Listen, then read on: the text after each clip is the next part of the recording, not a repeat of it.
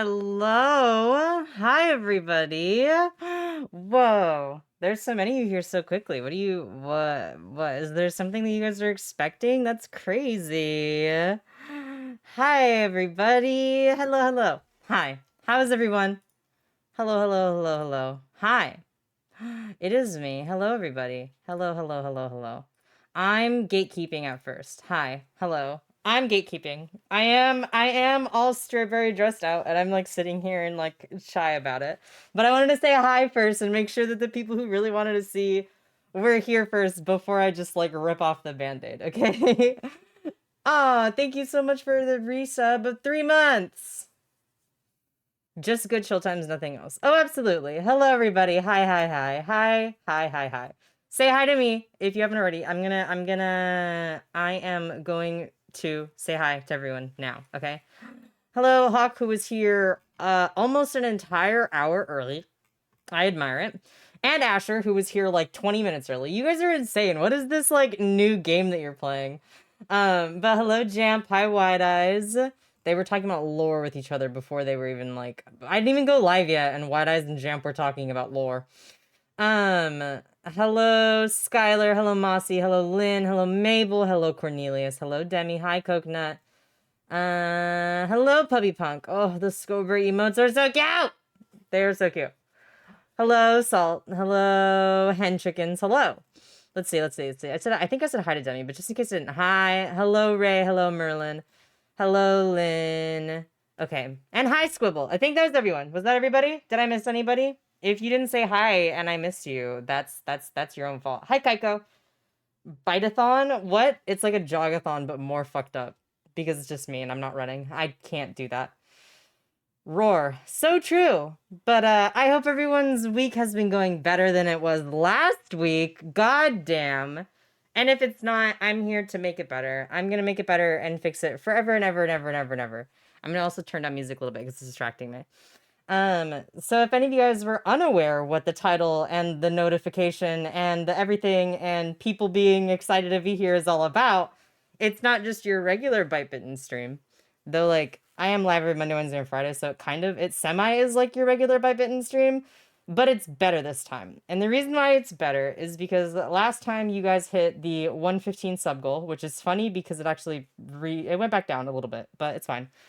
Last time you guys hit the 115 sub goal, and the reward for that was that I got to wear I would wear the strawberry dress on stream again. I've only worn it on stream one other time, and that was during I think the most recent All-a-thon. And we hit it. And I didn't do it this weekend, and I had a better week today, so I've decided that I'm doing it today. And here we are. Strawbebby Jess. Yeah. It's not the one from that really cute website because it hasn't shipped to me yet. But I do have the old one. If you guys remember like the pink strawberry dress that was really popular a while back, I have the same one, but I have it in black. And I have like a cheapo knockoff version, so it's not like the best, but it's still pretty and it's still a good dress, and I still look really cute in it. And also I'm stalling. But speaking, I didn't mean to actually make my stalling hi Abraxas, thank you for the raid. Hello.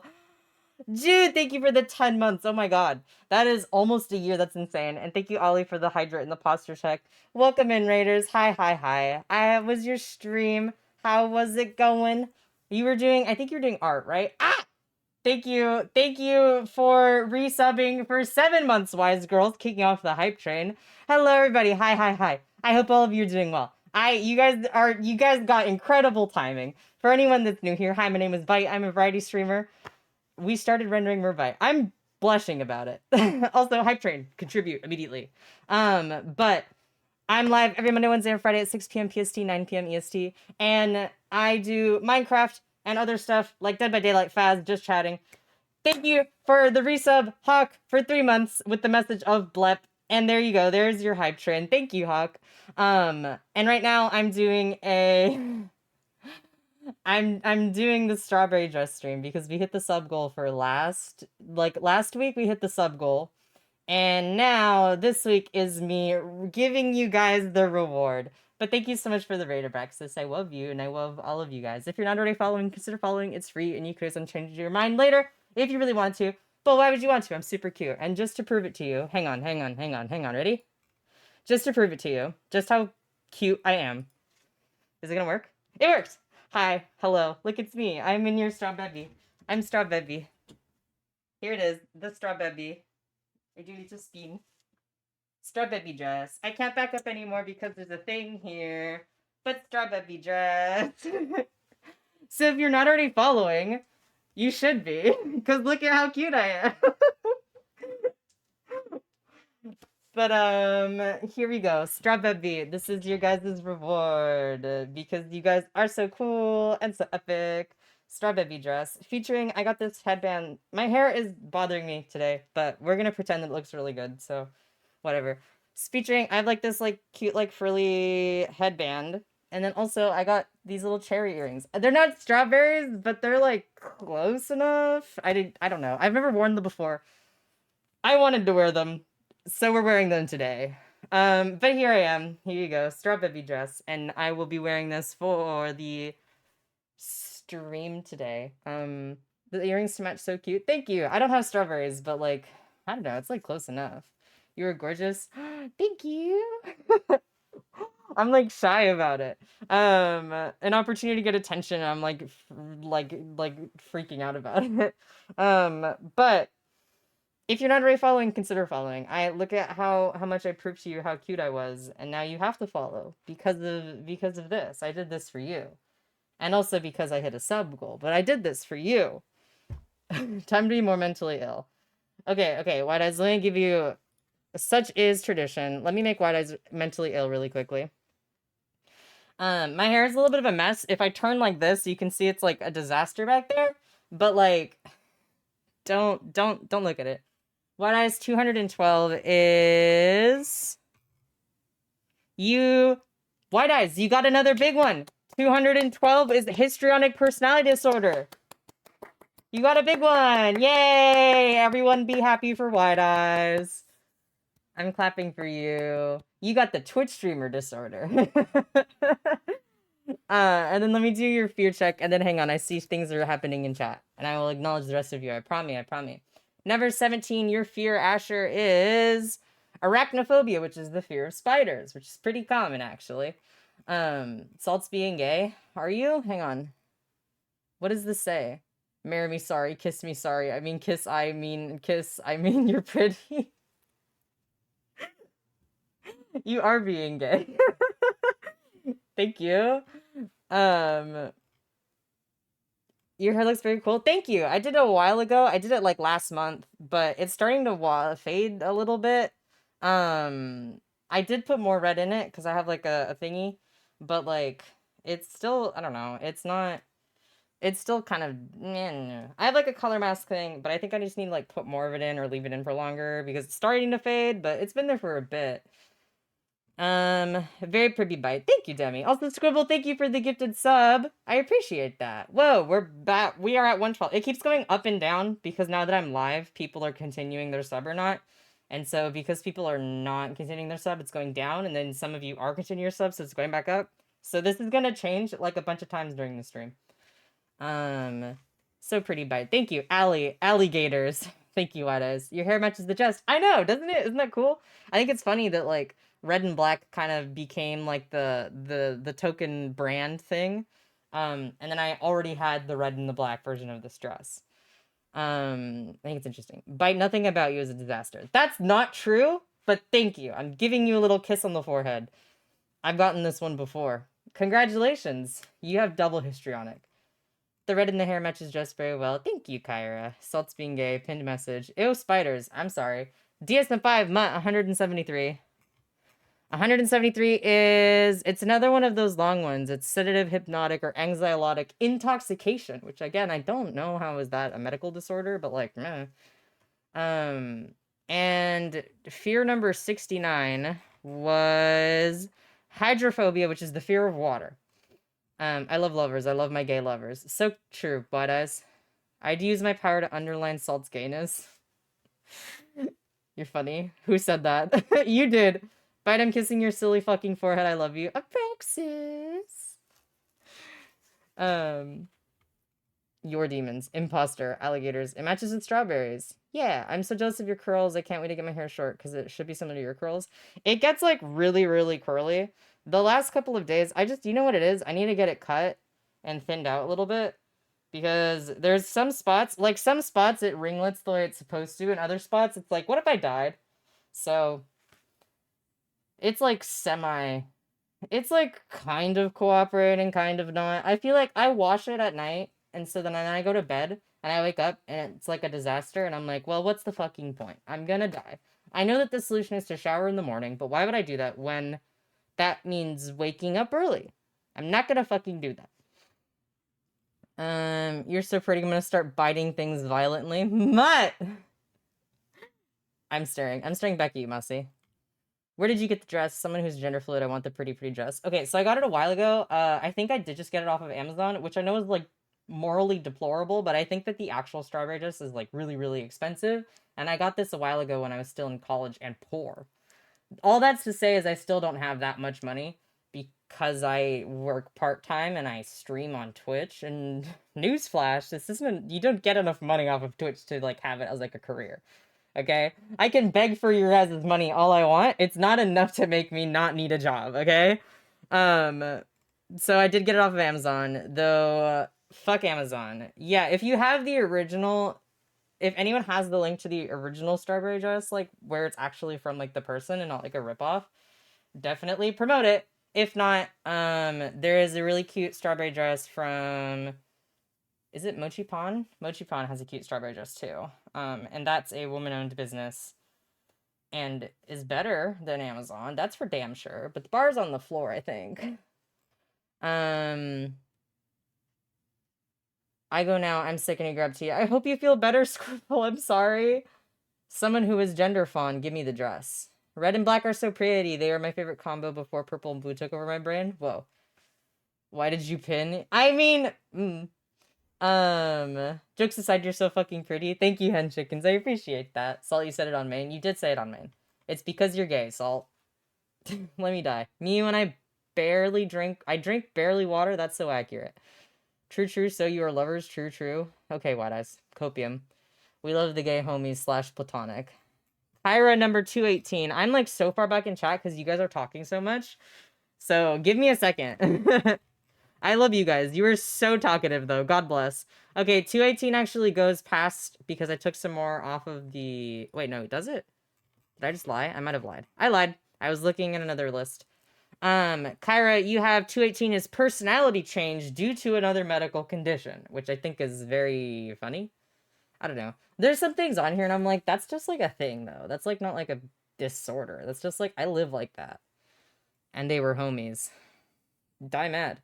I wash it in the midday. I wash after breakfast. I wash at nighttime or whenever my hair is making me feel symptoms. I can link to the other strawberry dress website if want. I think I already answered you. Damn it, successful white men. Points, Moss. Points, Andy. Oh. Mochi Pan. Yeah. Shaking like a cold, wet chihuahua right now. You're so positive. Thank you, Fifi. Bite, may I message you? Yeah, that's fine. There was a bar to begin with. At least your hair does curl. 3 feet of thick, curly hair? Oh my god. Why are you doing that to yourself? Like, yeah, obviously, your hair is gonna get weighted down from it being that long. Like, yeah. Jesus Christ, dude. I can't hear anything, but I'm poking my head to say you look so good. Millie! I love you, Millie. Millie. Read faster. I'm trying! We're vibing with cool streamer and equally cool fit. Thank you. Hi, Millie. Hi. You can slow chat if it's muchness. I got it. I'm a fast reader. Poofed. Interesting. I mean, the hook through the brain guy probably had that. Yeah, it also wasn't a hook. It was like a metal... It was like a metal beam. It was like a metal beam. It wasn't like a hook. I mean, I'm sure someone probably has also gotten that, but like... Okay, adore you, bite and chat. I gotta go back to work now. I'll have to hear some responses later unless someone DMs me if Bite said anything. Have good work, Millie. Bye, Millie. Millie, bye-bye. I'm caught up, though. Now you guys can talk again. I've been growing it since I was 13. I was a cishet woman and wanted to be like other girls. I'm not 24 next month. I just need to move out to cut it. But I am donating it. Okay, but donating your hair is so... It is so That's good. I love that. I've always wished that I could grow my hair out long enough to do that. But once it starts getting, I haven't had my hair past this. This is the longest it's been since, I want to say 4th grade. I did at one point have hair like down to here. Then as I got older, I was just like, get that shit away from me. But such is life when you're raised boy, you know? You were just like, long hair? I don't think so. Boys don't have long hair, even though, like, they do, you know?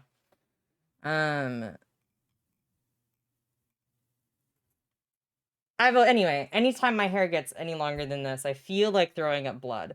So I can't grow it out any more than this, especially because I'm dyeing it. Or at least I'm dyeing it. I don't think I'll do it more than this, just because it's expensive. Oh my god, it's expensive. I'm tempted to walk back to the store and buy more burgers. Live your life. I read a case of someone who got a hook also. But yeah, the beam guy. Or was it like a train track spike? Yeah, Phineas Gage. There's a rod from a dynamite mining. Now 24. Oh, okay. But you were so very privy and cool. Thank you. Salt, I don't think a hook would cause brain damage. Have you played Dead by Daylight? Silly. I did not recommend doing that. I did. It's pretty, but like, where I live, you can't donate hair anymore. Why? Is it like a health concern?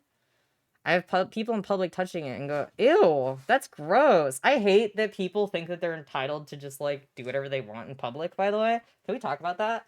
Like, why? Like, I don't know. People are just like so entitled for literally everything ever. Like, do not look at me in public. Do not perceive me in public. If you think you see me, no, you fucking don't. Avert your gaze. Don't touch people that you don't know, by the way. That's fucking bizarre and weird. And is harassment. I do plan on wearing 3 feet long wigs. I like having long hair, but I don't like having it attached. Okay, but long wigs, though, like, that gets more tangled. So if you think that your hair right now is a pain, those wigs are gonna ruin your shit. It's bad. I want to grow my hair, but every time I get long, I want to dye. So real. I mean, at some point, you do kind of start getting desensitized to it. But there are days where it touches my neck, and I'm like, ah! I've been growing out for 11 years. Holy shit, dude. It's just easier for them to use synthetic and not have to wash/sort donated hair. That reminds me. Okay, there's this really cool thing that apparently you can use hair to clean up, like, oil spill. And what I mean by that is, like, very attractive noise bite. I don't remember the noise that I made. And it's so like oil spills as in like when big like oil tankers in the ocean crash into something and they spill, or like when oil rigging plants, they drill too deep and they start spilling out like oil. So actually there was a company, I don't remember who, but it was like a specific company, and they would take hair and you'd like condense it, and that was able to absorb some of this oil. But I think it's just like not super feasible, so then they stopped doing, like, I don't think it's like very widespread. But that is really cool, and I think that humanity is so cool for finding ways to fix the things that they have caused. You know, 172 for hen chickens. Sedative, hypnotic, or anxiolytic use disorder. These ones are so long, I'm just gonna delete them. Because I don't think I know what even half of those words mean. Goodbye. You got the last time that that is the last time that someone will ever get that, hen chickens, and you got it. It's because it's so long and people are fascinated. Don't touch people in public. That's fucking weird. Wanting to grow out hair, the feeling of long hair. I got some of the best news I've had in a while. My sister said that some of her friends are willing to help me with transitioning. Congratulations, Skylar. That's awesome. I'm so happy for you. Trans joy is so beautiful and powerful. I have people tell me to turn around, or they'll go behind me and touch it, and I hate it. Gross! If it goes through your brain, look at the case of Phineas Gage. It's actually fascinating because he lived. You can actually live without parts of your frontal lobe. Do not touch. Yeah. Hi, honey teller. Do not touch me. I'll bite your fingers off. It's fine. I have the patience of a saint. I don't. Don't fucking touch me. If I see you in public, I'm pointing, staring, and wailing like a toddler. That's acceptable. I am okay with that. I need to get my undercut shaved again. Very attractive noise bite. Very good. I don't remember the noise that I made, but probably. Yeah. I had a coworker that would touch my back to get my attention. They got fired for credit card fraud. Mm-hmm.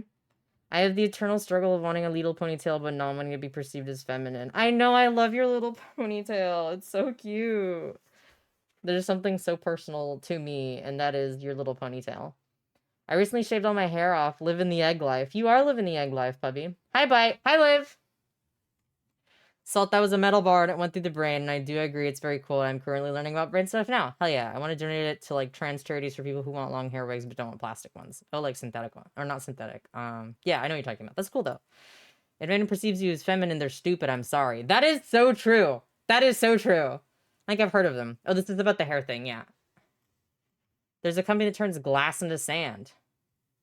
Did you guys know there's a sand mafia? I had a friend who was like, they were in like marine studies and stuff like that, and one of the classes they took was about beaches, and apparently there's like a sand mafia. And like sand, yeah, okay, so sand is not like a renewable resource. Like, I mean, it kind of is, but not like super. But like, apparently there was problems of like people will come and take sand from other like places because of like how desirable sand is as a material. Because technically you can like make sand, but like it's not like a naturally renewable thing. Like it is, but very, very slowly. And so there's like laws against like transporting sand. And there's like a sand mafia, and it's like a huge fucking thing. There's the fucking sand mafia. Also, I have a lot of every time that I like give like a random fact, I think about that one chatter who was like, "Yeah, of course you're a teacher. You have all these random facts." And I'm like, "I'm not a teacher because I know random things. I know random things because I listen to people. It's not that hard."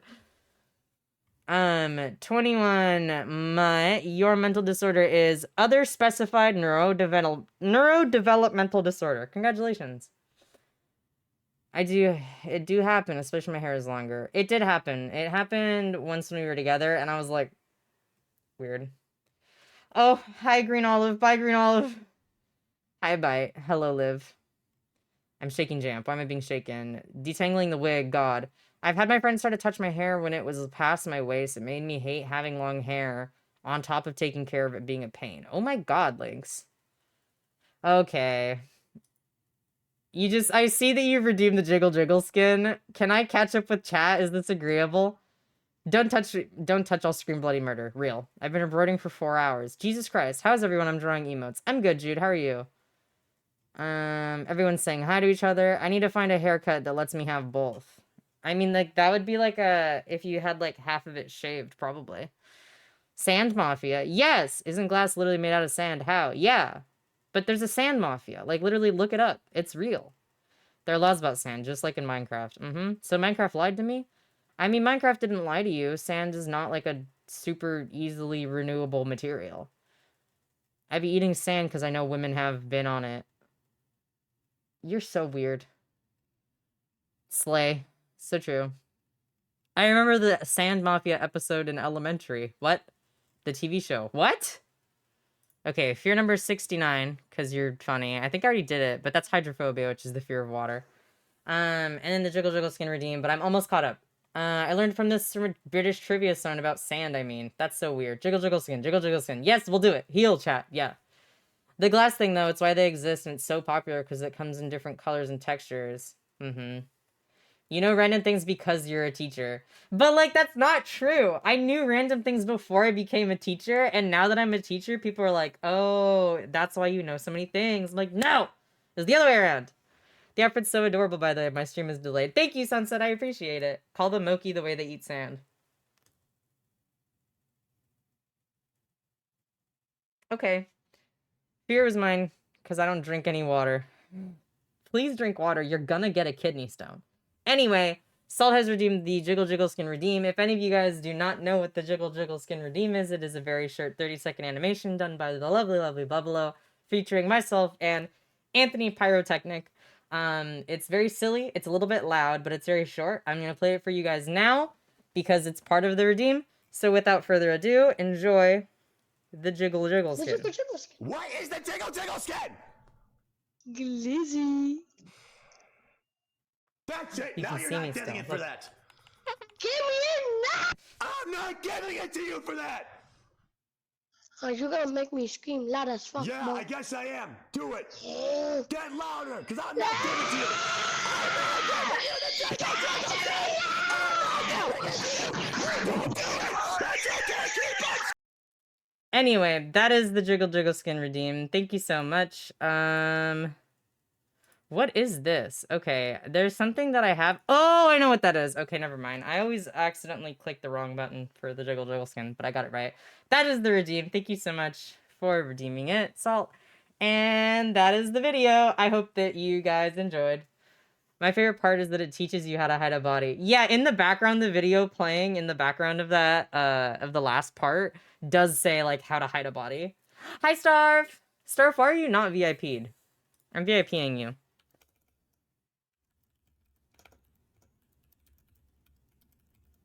Also, yeah, you are more likely to get kidney stones if you do not drink water. Drink water, please, for the love of God. Hydrate. I don't have a straw, but I have water. I could turn off my camera. I could, like, go, I could go, like, to 1 foot over and drink water really quick. I can do that. I can do, or actually, I guess you can't see me up here. Okay, I've done it. Yeah, no, please drink water. No, but kidney stones are genuinely one of the most painful things you can get. The pain is comparable to childbirth. So please drink water. Drink water. Do not drink too many sodas. And nothing that's like super salty or super high in sugar. I think those all like contribute to getting kidney stones. I actually just stopped drinking soda for a while. I've talked about this before. I don't think anyone remembers though, but like there was during COVID, like the beginning of COVID, fear check 74. I don't know how to pronounce this, but I'm gonna post it. This is what you have. You're never gonna guess what it means though. There it is. It looks like a fucking spell. If anyone can guess what that is, I will give you a sub. Even though I will know you're cheating, probably. But small amount meaning 1 in the morning, 1 in the afternoon if I feel like it. Huh? Oh, a small amount of coffee. Okay, that's small. Fear of crabs. No. Me with soda every day since I was 12 and I have never once had a kidney stone. Some people are more predisposed to it, especially if you're on certain medications. But also if you drink a lot of water and drink other stuff too, then you're less likely to get it. Shaking this phobia. Fear of fruit. Fear of the sky. Fear of crabs. Fear of clouds. Fear of koalas. Fear of buttons. It is fear of buttons. I don't know if are you cheating? Did you cheat? Be honest, Lynx.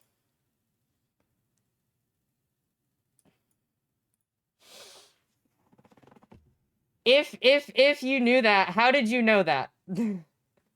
Oh, but I'll be honest, I just wanted to know. Okay, here we are, my story. I googled it. Cheater! One of my friends has this. Fear of holes. That's trypophobia, I think. When I go to town, I'll treat myself to a liter of coffee carton, and that's once every few months. I wanted to know, I like Googling phobias. That's fine, that's fine. I'm only joking. I don't actually care. Oh, my story. Okay, so, when COVID just started, okay, this was, like, peak lockdown. Like, do not leave your house unless you're dying, or, like, an essential worker, or you work at Starbucks. So, I wanted... No, okay, so I woke up one day, and I was like, man, I don't feel great. But I wonder if I'm just having, like, normal body cramps or something? Because, like, maybe, you know, the body's weird like that. So I thought that I was having, like, normal body cramps, and it was kind of like if you put your like, hands on your hip bones at the middle, towards the middle, it was, like, deep in there. And it hurt, like, really, really bad. But it was, like, it didn't start super, super painful. It didn't wake me up or anything. I woke up and I was like, I don't feel great, but I have, like, predisposed, like, body pains, and then also like stomach issues and weird body stuff. So I was like, meh, it's not that big of a deal. But I was laying in bed for like an extended period of time, and my parent had been like, why are you not like coming down? Because I normally come down at like the second I wake up. I was like, I'm not feeling too well, and it's getting worse. So I go downstairs because my parents like, okay, dude, come downstairs. What's wrong with you? I go downstairs and hi, Kyla, and they're like, I think you have, and it started hurting like in the front here, but specifically like I think it was on this side, wherever your appendix is. And it was really bad, like to the point where I was like sweating, and they were like, I think that your appendix might have like either been bursting or going to burst or something. That's not good. And like was trying to figure it out, but I was like, I don't know what's wrong with you. And I was like, that's cool. I don't know what's wrong with me either. So we had to go to the emergency room. And because this was the middle of COVID, they didn't allow anyone to come with me.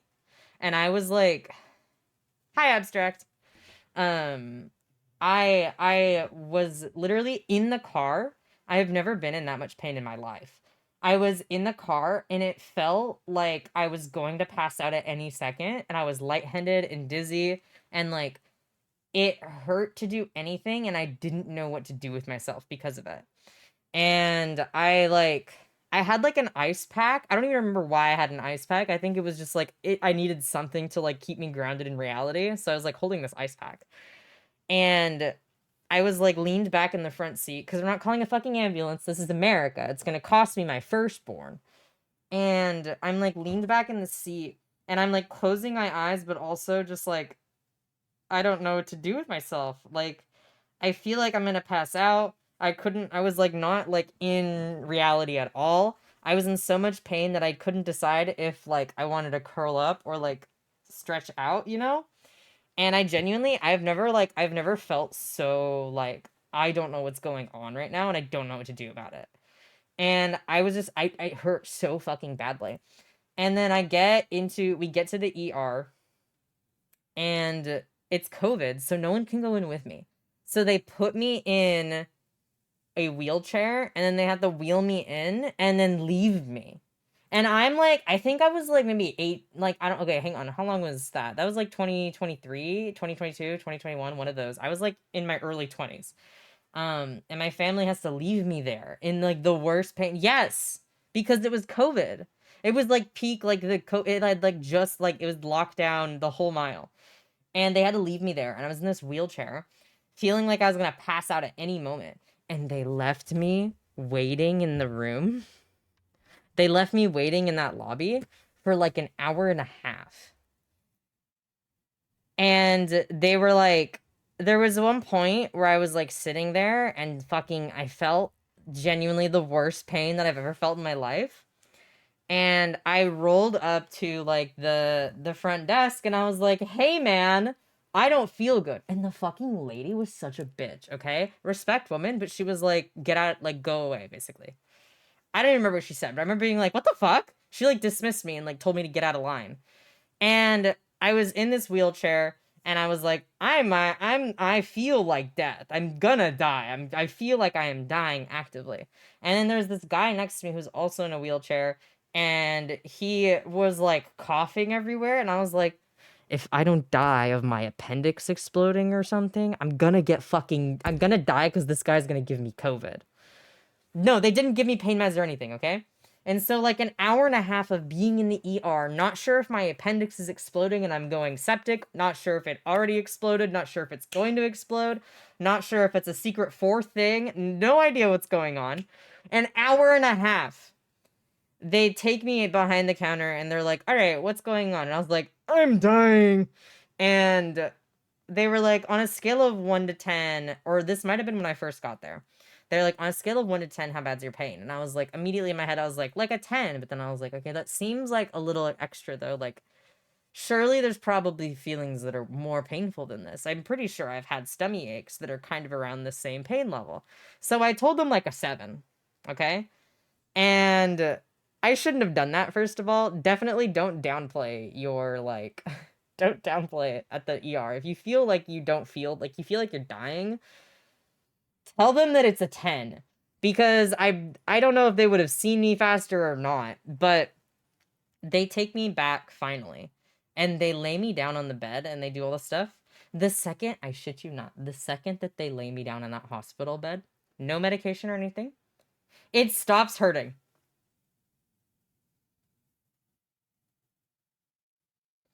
I was just in pain for like 3-4 hours. And the second I am laying down, keep in mind, before going to the ER, I was laying in bed.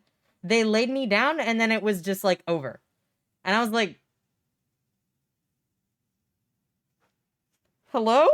Like, what the fuck? And bad tummy ache. No. So I was like, they were like, how bad is your pain right now? And I was like, well, I don't. This is gonna sound crazy, but I legitimately like laid down and it just disappeared. Like, I don't know, but it was so bad. It was like a 7 or an 8. And they were like, what the fuck? So they went, and I think they did like a CT scan or something, or like an ultrasound. I don't even know. They did some kind of imaging thing. And they said that what had happened is that I had a kidney stone. They said that I had a kidney stone, and they still gave me like pain medication when I was there, just in case it started hurting again.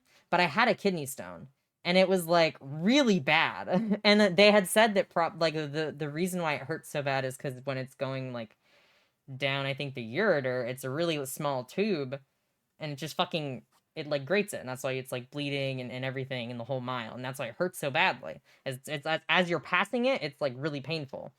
And then like you have to like actually like piss it out or whatever. So they gave me medication and then they were like, here's all your stuff. That's crazy that you said it was a 7. And I was like, why is that crazy that it was a 7? And my mom said the same thing. And they were like, so kidney stones are one of the most painful things that you can experience other than like childbirth. And they were like, you should have said a 10.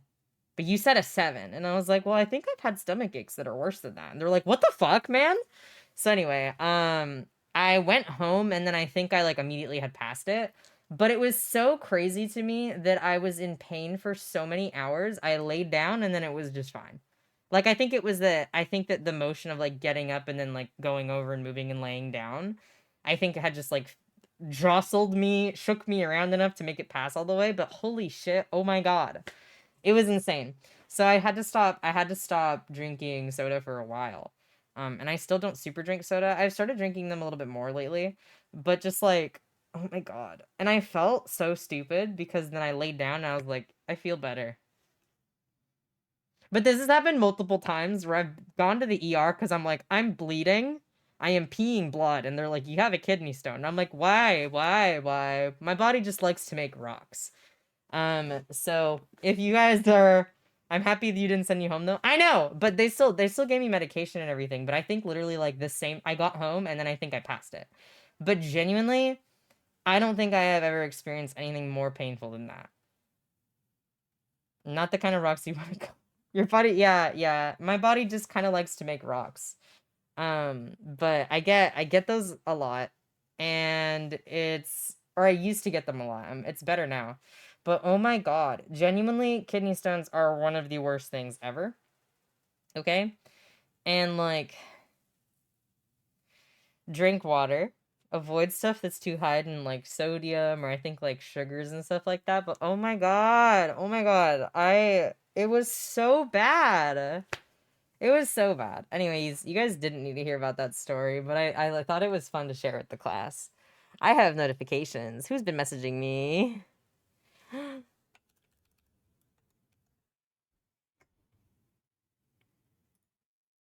I have messages from my friends.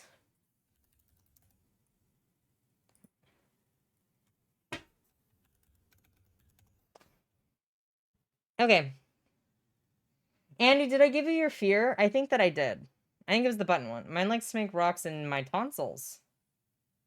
Yeah, it is crazy that you're human. Like, humans are like clams, but instead of making pearls when there's something inside of us that it doesn't like, we just start making rocks. Like, you can get rocks in your tonsils, you can get them in your kidneys, your gallbladder. Like, why make rocks? Thank you, your local gremlin, for the follow. I appreciate that. Why human bodies make rocks? Explain? I went to the ER during COVID 7 pain for a different reason, but because we said I'm autistic, my mom could come with me, and I waited for 2 hours. Yeah. Yeah, that's about right.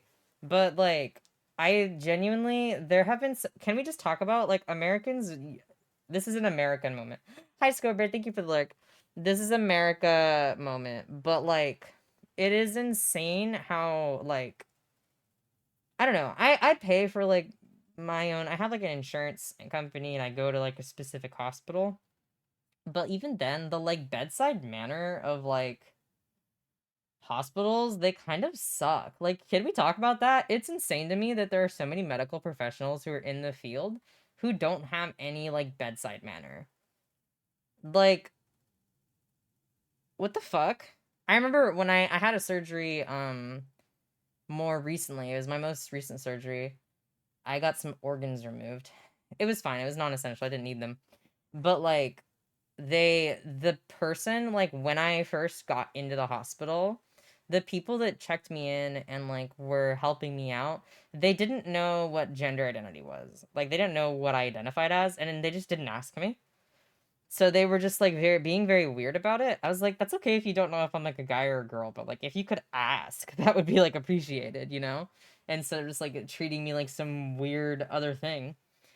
But anyway, I digress. Um, so I was there. They already were like treating me weird because they didn't want to ask me my pronouns or if I was a guy or a girl. You could just ask me, it's okay. And they were like, okay, we have to put your IV in. And I was like, okay, I'm nervous. I'm nervous. I sometimes pass out because I don't know, anxiety. And she like puts it in and it hurts and it sucks. And I start having a panic attack. And I am like, when I get like a panic attack or anxiety attack, my body temperature spikes. So I have to like start cooling off because I start sweating, and it's like the whole mile I was like super hot, like very very sweaty, shaky, bad. And so I remember on my left wrist I had the thingy, the like the bracelet, like the hospital bracelet, and I had like a QR code on it that they have to scan. And because I was overheating, I remember lifting my arm up because I was trying to like get more like ventilation. And I was literally, she could probably actively see me freaking out because also I was like hooked up to like the heart rate monitor and everything. And it was the whole deal. And like I was doing that because I was trying to like calm down, and I'm like closing my eyes, doing breathing exercises the whole mile. And the lady's like, actually, can you put your arm back down? I need it. Like flat affect. Like no concern or care or respect for me at all. I was like, can you give me a second? I'm having a panic attack. And she was like, okay. And she like walked out for a little bit. And then she came back in and then she like did it anyway. But I was like, what the fuck, man? Like I'm actively freaking out. Like, can you like anything? Not even a like, cause I'd expressed that like my mom was outside and so was like my sibling. And like not even a like, hey, do you want me to get your family slash your support, or like do you want anything to help with the anxiety? Is there anything I could do? Do you want water? Literally anything. Not a word. Nothing. No support, nothing at all whatsoever. And eventually I was like, I have good coping mechanisms. I've been in therapy for a really long time, so I was able to calm down, but I was still like not feeling great. And then like only after they had all of that, they're like, okay, we can go get your parent, I guess. And I was like, please. Um, the story of like afterwards though, of me getting like the anesthetic is really funny because I remember my parent coming in and sitting next to me and we were like talking. And I remember that the anesthesiologist came in and she was like, okay, what we're gonna do is we're gonna go into the hospital, like we're gonna like take you into the actual like operating room. We're gonna give you the anesthetic that you breathe in. You're gonna ask you to count down. You're gonna fall asleep immediately, and you're probably not gonna remember it. And I was like, okay. I mean, I remembered it last time because I've had surgery before. And in that surgery, I remember being wheeled into there. They did the thing. They were like, count down. And I went, okay, 10, 9. So, you know, that I was like, I remembered it. And I remember waking up and being like, fuck. And like, it was a whole deal. So I was like, okay, she says that, but I'm probably gonna remember it because I remembered it last time. And I remember she gives me something in my IV and like, it stings for a second. And I turn to my parent and I'm like, ouchies. And the anesthesiologist had been like, oh, it's just like something to help, like, bye unafraid singer. Um, the anesthesiologist had been like, oh, it's just something to help you calm down. And I was like, okay. And she like She puts in the whatever in my IV. It stings like a little bit, and it's a weird feeling because it's in your bloodstream, you know? It's just a weird feeling. And it stings a little bit, like my hand burned, and I looked at my parent and I was like, ouchies. And she was like, mm-hmm. And then I don't, and then the next thing, I woke up. So whatever the fuck she said about it being, also thank you Evie for the follow, I appreciate it. Hello. Whatever the fuck she said was to help like ease my nerves. I don't know what it was, but I was out like immediately. My parent was like, "Yeah, I was talking to you and you were like," and I was like, "I don't have any memory of that. I have no memory at all." um it's just really funny that it was just immediately like, "Hello, I am here. That is painful." Like just passed out immediately. And I woke up and I was like, I need to use the bathroom. And then the nurse who was actually there, thank God she was so much nicer, by the way. A W. But the nurse who was there afterwards, I like opened my eyes and she was like, "Is everything okay? Like, are you good?" And I was like, "Whoa, someone who cares about my well-being. That's so cool." And I was like, "I need to go to the bathroom." And she was like, "I mean, like, you just got out of surgery like 5 minutes ago. Like, I can't let you get up and go to the bathroom." And I was like, "I need to go to the bathroom so badly right now. My stomach hurts." And she was like, "It's probably just pain from your surgery." And I was like, "I know what this pain is. I need to go to the bathroom." And she was like, "Okay, again, I can't let you get up though. Can you wait?" And I was like, "Okay." And so I laid there for like maybe 5, 10 more minutes, still ouchies, still needing to go. And then I get up and she's like, "Okay, I'm gonna follow you there. You've only like 15 minutes out of surgery." She was like, I had the bracelet on that said fall risk and everything. And she was like, "I'm going to like cart you there. I'm gonna go with you. You have to hold on to the IV thing. Like, be careful." And I was like, "I'm good, dude." And I got like I had the thing and I like skittered over there to the bathroom. And then I like sat down on the toilet and I was like, never mind, I don't need to go. And then I like I went back to my hospital bed and I laid down and I fell asleep for 2 hours. And like I was just snoozing. I was snoozing. I was just happy snoozing. And then I finally woke up and they were like, "You have to leave." And I was like, "Okay, I guess I can leave." And they brought my parent in and my parent was like, "Oh, when we get home we can watch like Hoarders, like the TV show." And I was like, "Yay." And then the nurse that was there was like, "Oh my god, I love watching Hoarders." And we were like talking about it and she was like so cool. And then we went home and then we did. I think. I don't really remember it.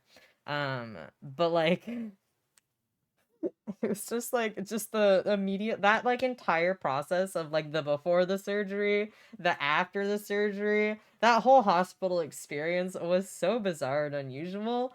I was awake and then I was asleep and then I woke up and I went, I need to shit or I'm gonna die. And then I get up and I go and I'm like, never mind, I don't need to. And then I lay down and I fell asleep for 2 hours. That was it. That was my hospital experience. I spent more time sleeping after my surgery than I did actually in my surgery. I'm pretty sure. I think I slept after my surgery more. Tummy hurt allegations are no joke. So true, okay? But if you have like IBS or any kind of stomach stuff, there's a very specific sharp pain that's like, "Oh, I need to go to the bathroom right now or I'm gonna die." And like that's what I was feeling. And then I had gotten up and I'd go into the bathroom and then nothing happened. It just went away. My body is really good at like, "You're gonna die, you're gonna die." Oh, sorry. "You're gonna die." And then I'm like, "All right, let me handle this problem." And then it goes, "No, you're good, dude." I go, "Oh, okay." I'm fine, actually, I guess. But anyways, you guys don't need to hear about my health stuff, but I think it's funny to say it anyway. I'm like, you guys don't get to see my face. You don't get to know my name. You don't get to know anything about what I do in the real world. I will intimately tell you about that time that I got a kidney stone and also when I needed to poop really bad after surgery, though. Like,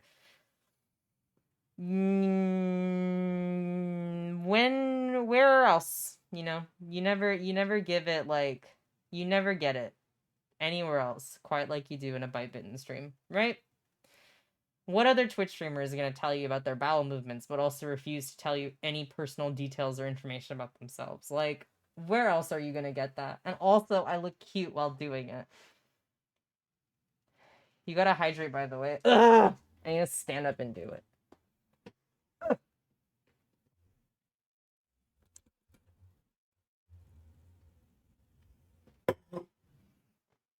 I had my tonsils and adenoids out of my throat 30 minutes after I woke up. I ate 3 egg salad on rye. I got halfway through sandwich 2 before I hurt too much to swallow. Oh my god.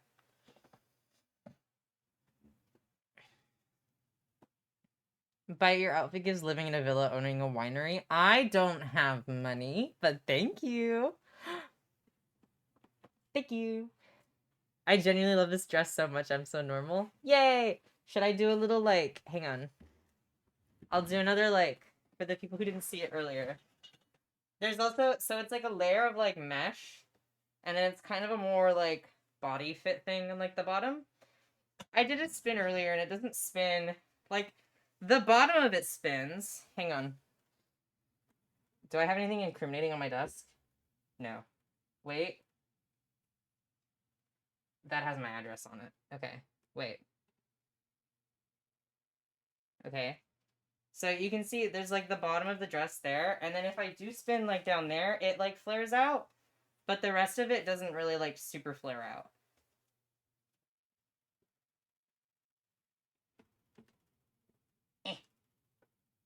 No. Yes. There you go. I want it in pink. It does normally come in pink. I just got it in black instead because I feel like it matches the vibe more. But also I got it a while ago. I didn't get it like recently.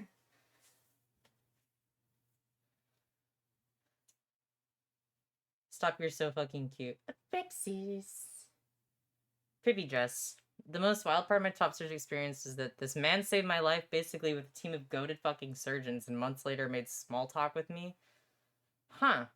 I'm so normal for dresses. Win. Oh, you're so cute, stop. I'm not even doing anything. I'm just like standing here. But also it has like little like frilly puffy sleeves like on the edge. And I do keep kind of like riding it up like this so then it gets extra puffy. But also, I don't know, I just keep like... I don't know. It feels weird. It doesn't fall any like comfortable way. Like, I feel like it's supposed to be a little bit further than that. But also, I don't know. It also is technically, it goes down all the way to here. You can't see. It goes down. This V part goes all the way down to there. So, like, here, you can see there's underneath. There's, like, my sternum underneath it a little bit. It goes down to here. But I had to pin it. Here, look. I had to pin it because that felt a little bit too indecent. Like, I could unpin it. I actually don't even know what it looks like.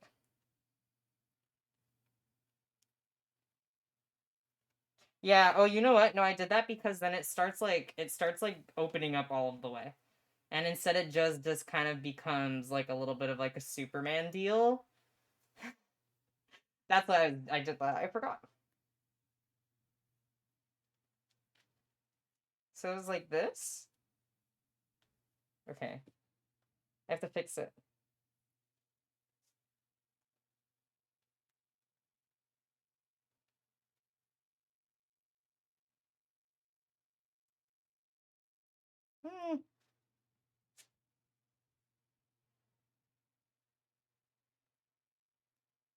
There you go.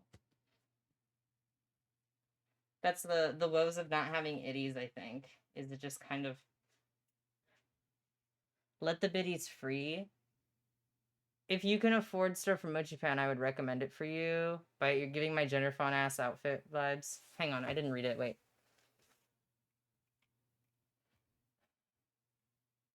You're giving my gender font ass outfit vibe. Outfit inspo. Yay! Most hospital workers are so mean for nothing. That's true. Low. If you can afford stuff from Mochipan, I'd recommend it. True. Let the biddies free. DM me the website. It fall. It looks good with the shoulder. With the sleeves falling, it gives husband killer vibes. Oh, they're being horny. Thank you, Starfire, for the follow. I appreciate it. Did you guys like it better when it was open? I just feel like then it just starts, like, falling and it doesn't, like... Husband killer robe. What does that mean? Was it better loose? I don't know. I thought that it looks better like this. Googled it. Making me do work. Fine. Husband killer robe.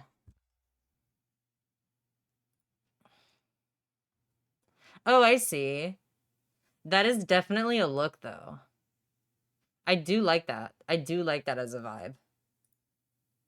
I do kind of exist in my life, like in my day-to-day world, kind of with that vibe, I think.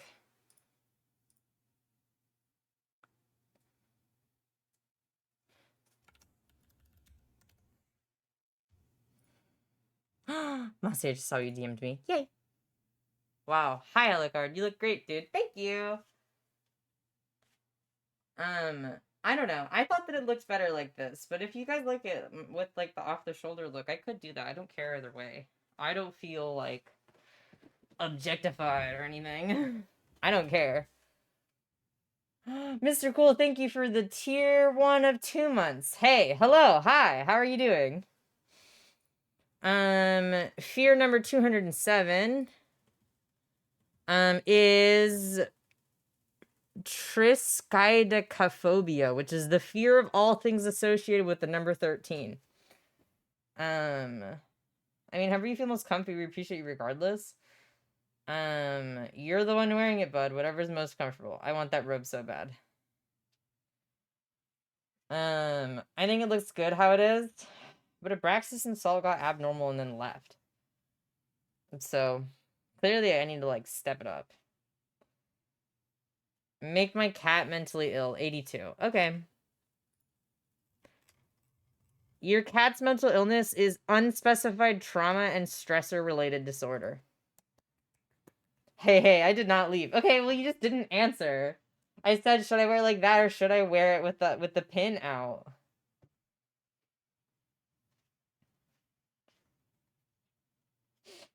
I do like standing. I just wish that, like, my camera doesn't, like, I don't know. There's not, like, it's on top of a Rubik's Cube right now. I don't have, like, a camera stand. Actually, I kind of do. Setting it up would be such a pain, though. Shoulder? Okay.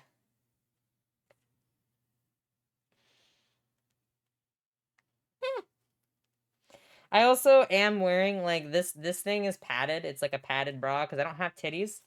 So I do kind of have to, like, make do. It is lightly padded, so I have fake baba. I'm simply enjoying the view rather than participating in chat. For stream purposes, it's probably better to keep it pinned. It's not indecent. I just don't have titties, so it just kind of comes off. But this is like when I was wearing the pink dress and it was like off the shoulders and like it was like low down here. This is the problem though, is because I don't have tits. No titty. There's just all that empty space. So it does just kind of end up as like on as like an off the shoulder deal. But I feel like, I don't know, I don't think it looks that good. No itties. No itties. Sorry. I'm just watching a stream while doing homework. That's fine. I'm just hanging out. I'm just having a good time. I will say, I've always, like, wanted to do just chatting streams, and I didn't think that, like, anyone would ever want to watch them, really. But, like, the last couple of just chatting streams I've done have been doing better than my normal streams, so maybe I should just rebrand and become a just chatting streamer. I'm sure he could give you another... What? Give me shoulder. I'm sure he could give you another body part. Wink, wink. It looks nice off the shoulder. Fucking die. Nice. Can't wait to wear my new dress with my no itties.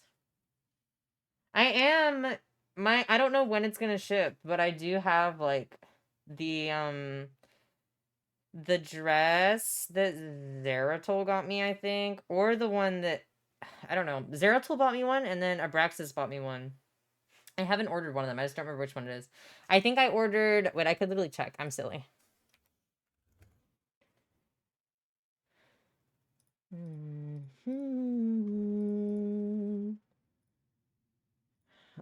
That's the wrong email. That's my real person name.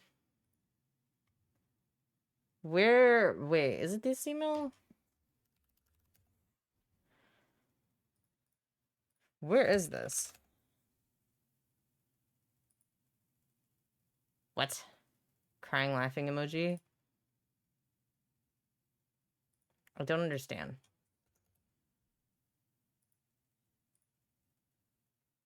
Oh, it's literally right here. What? Why does it say that I... Okay, well, I ordered it. I'm figuring things out. Okay, here it is. I ordered the dress that has the daisies on it in blue. And then whenever I get the payout from Throne, I'll be ordering that strawberry one. And then we will have 2 strawberry dresses. And then I will wear them as much as I want. And I don't know, maybe I'll keep just making like playing dress up as like the sub goals because I think it's funny. I can do a bite cosplay in the strawberry dress. We go shopping. I also love bags. Real person, I mean bite bitten.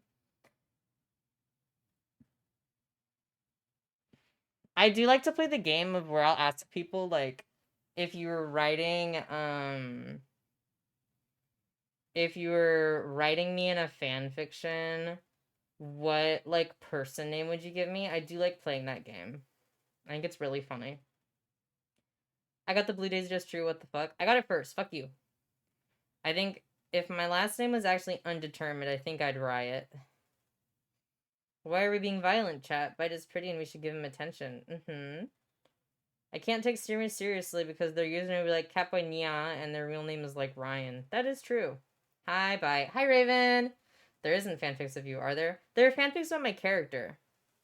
There are fanfics about my character, and then the first real person fanfiction written about me was written by Ziggy for the New Year's stream. I kicked things. That was an accident. My bad. Salt bite, I'm normal. You look awesome, bite. Thank you.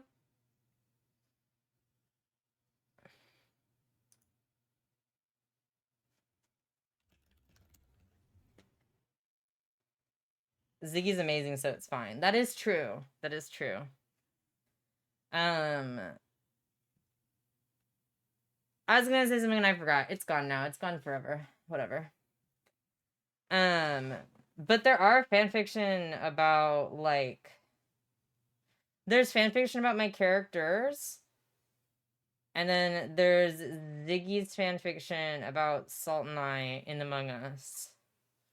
But there's not, as far as I know, there's not fanfiction that is of me the person, at least not that I have seen.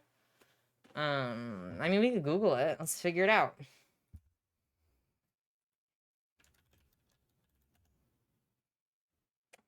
TikTok, Twitter. Okay, it's just all my social medias.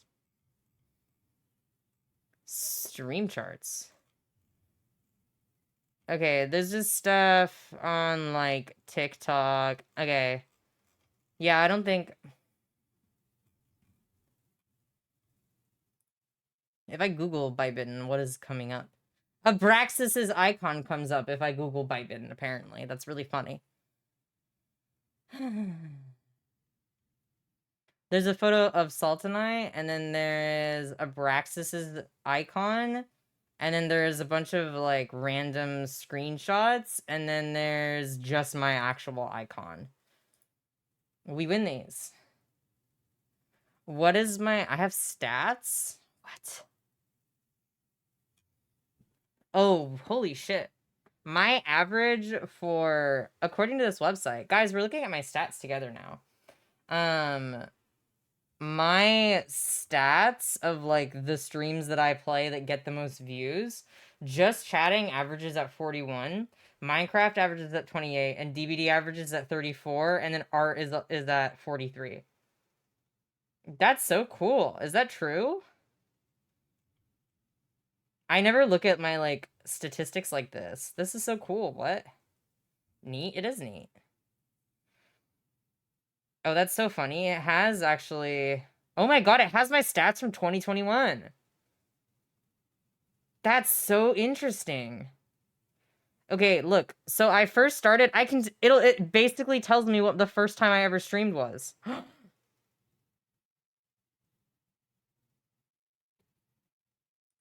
I didn't know when I started streaming. Guys, I think that the first time I started streaming, I think is January 7th, 2021. So here's the timeline, because I've told you guys how I streamed for a bit and then I stopped and then I came back. So from January 7th, 2021 until June 10th, 2021. And then I didn't stream until like for all of July. And then I streamed again the 19th of August, 2021. And then sporadically, randomly, briefly in 2022. And then I came back to streaming September 1st, 2022. So it has been... Wow. So it's been a year.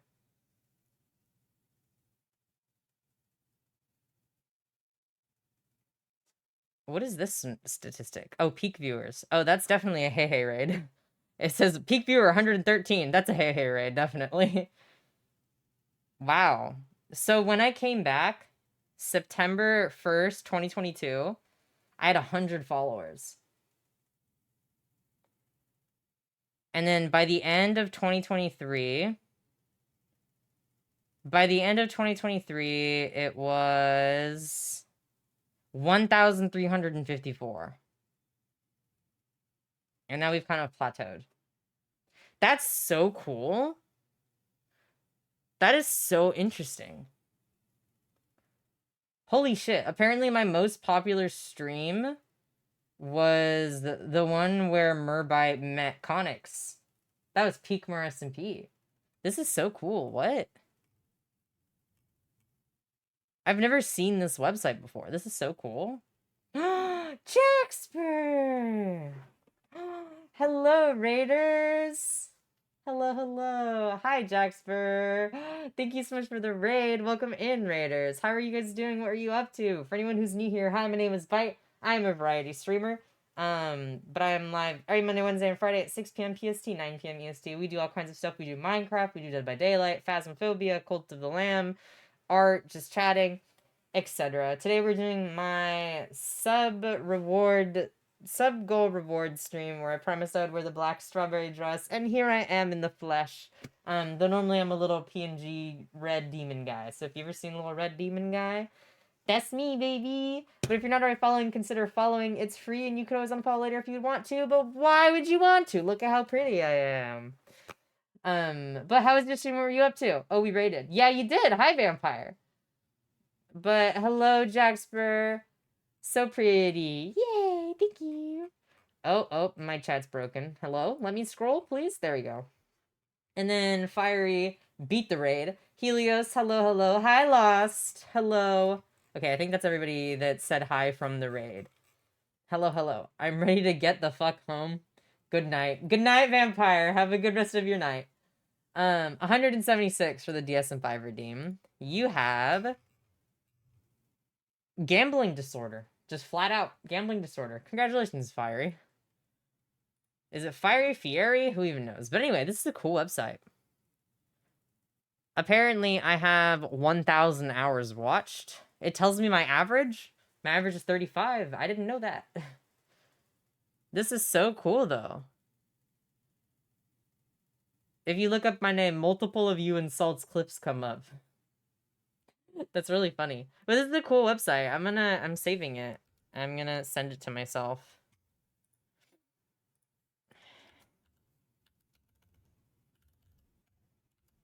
I've sent it to myself. That's so cool though. I've never had this much. It's stream. So here, I can send it. I'll send mine. That's my channel. But that's so cool because I've never had like the day that I first started streaming. I had no idea when that was. I'm gonna write these down. That was January 7th, I think, is the earliest one on here. I'm gonna write it down. I'm writing it down. But Raiders, we were just kind of doing a little just chatting, and then I found a website that has like stream stats on it. And I found when I first started streaming, because there was like a period of time where I stopped streaming, and I didn't know when that period of time was. But I just found out, like, this website just told me what it was. And that was January 1st, or January 7th.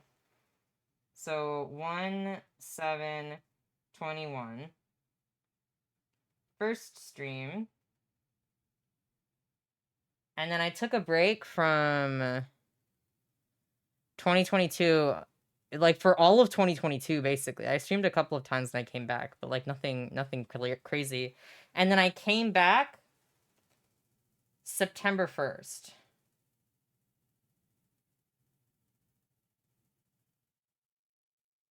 So I was gone for over a year.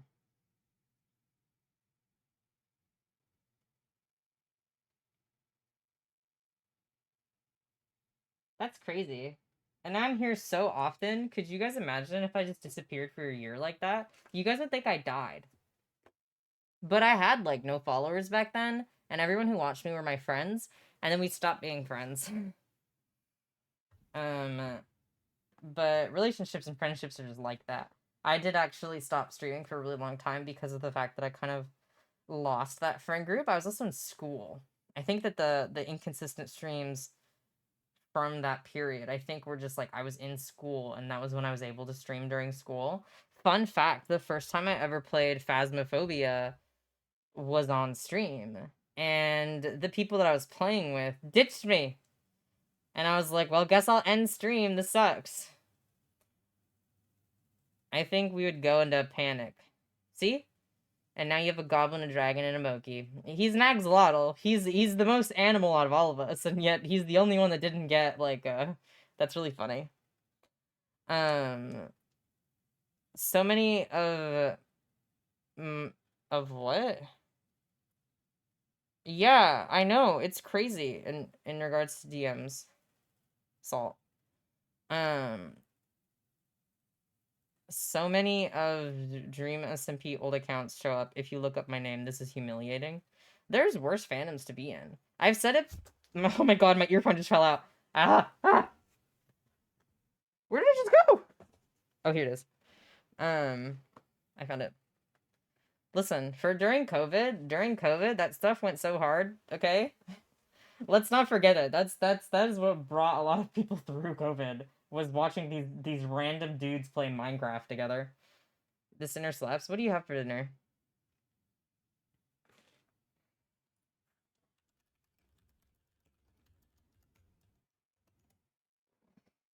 Hi, Tia.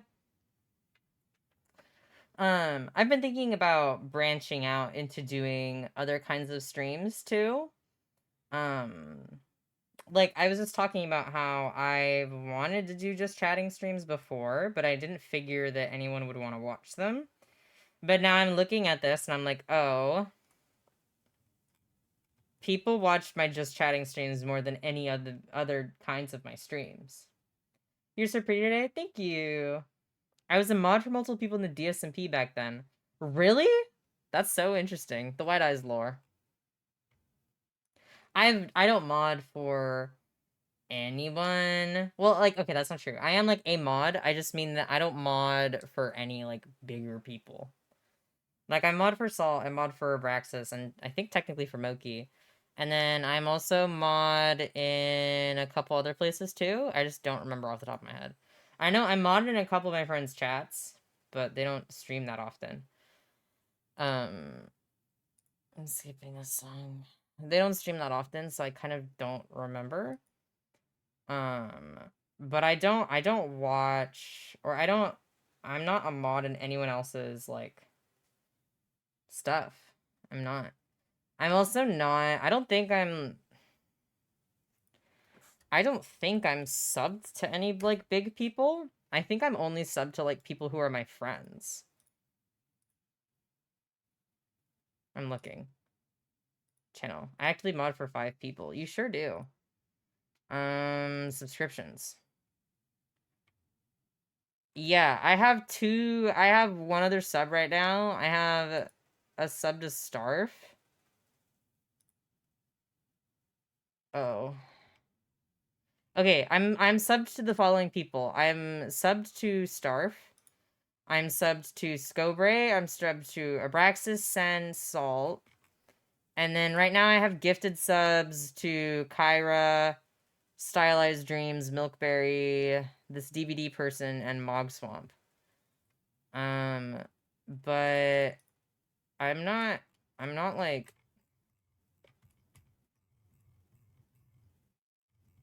Trying to think. Yeah, no, I don't know. Is there like a way that you can see who you're modded for? Like who... Is there something somewhere that says that? Who am I mod of? Where do I power? Where is my power? In mod view? Wait, yeah, you're right. Hang on. How do I get there from... I'm looking. This is my chat. Can I...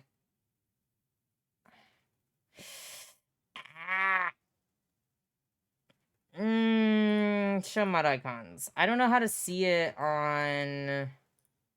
Like, as I'm the one that's streaming, though. Like, I don't know how to see... Stream preview... Yeah. I don't know where you can see mod view, like, when you're live. I think I'd have to go to... this... But I'm not in mod view. I don't know how to get there from, like, my own channel. I'd probably have to go to someone else's channel. I'm gonna open up Saul's channel. Let me see. Mod view. It worked. Okay. Who else do I mod for? Show me. Other channels. What the hell? I don't even know who this is, but I'm mod for this random person. I'm modded for my friends that are no longer my friends from a really long time ago. I'm modded for Abraxas, Jude, Kit, Moki Sen, both of Salt's channels, and Millie. Those are the people that I'm modded for. But I don't know. I don't think I actively... Like, I don't think... Yeah, there's a random person on here that I'm, like, modded. I'm a mod to. Who are you?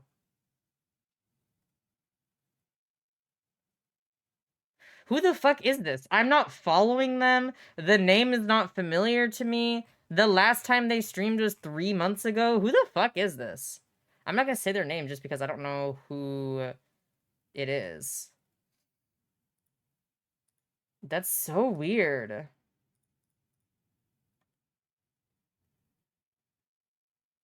I don't know who that is.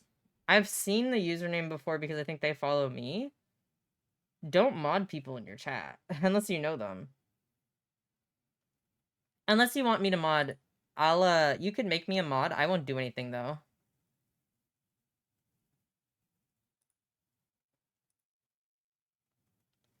I did not know I was modded for like 4 of them. What's crazy is that Kit is one of the first mods that I got. Isn't that crazy?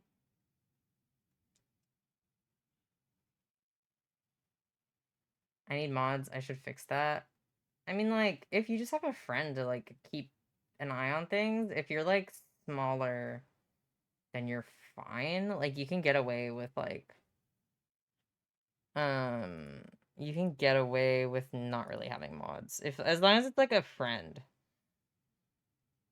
And baby. Yeah, you just need, like, a friend to be looking at your chat.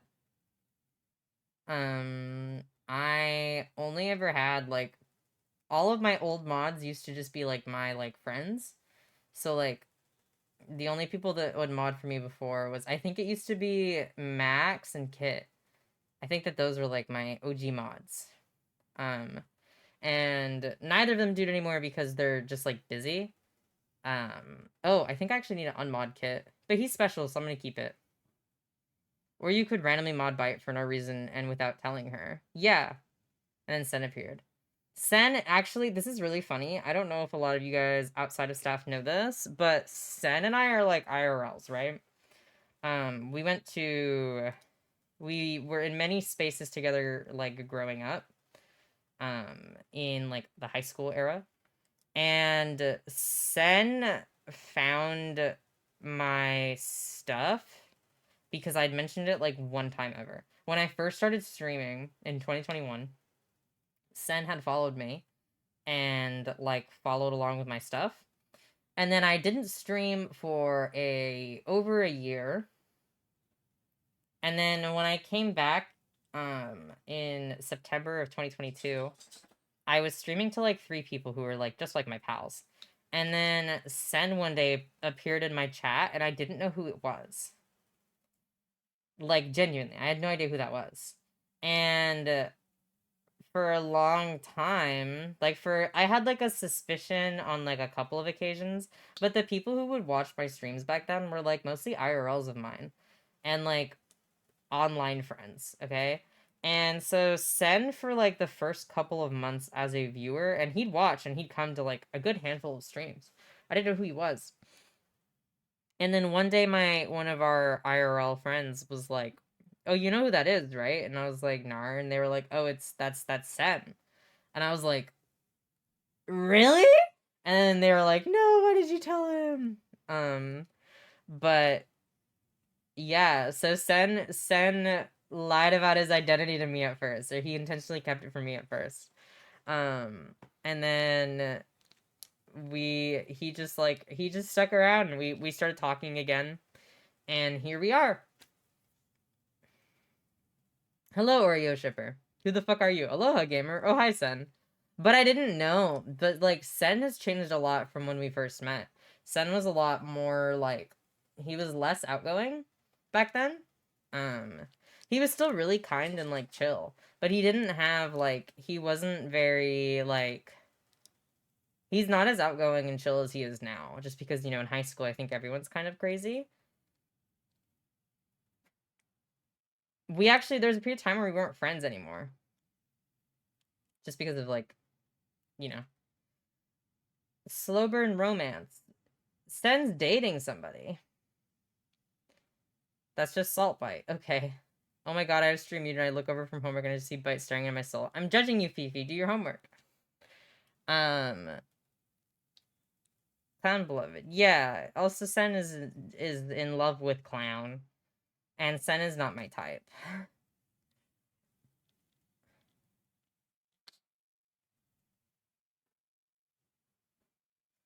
But anyway. No, don't judge me. I'm just a silly little guy. Or I'm just a little guy. Okay, well do your homework then. Silly little guy. I need to put Sen and Clown. About what?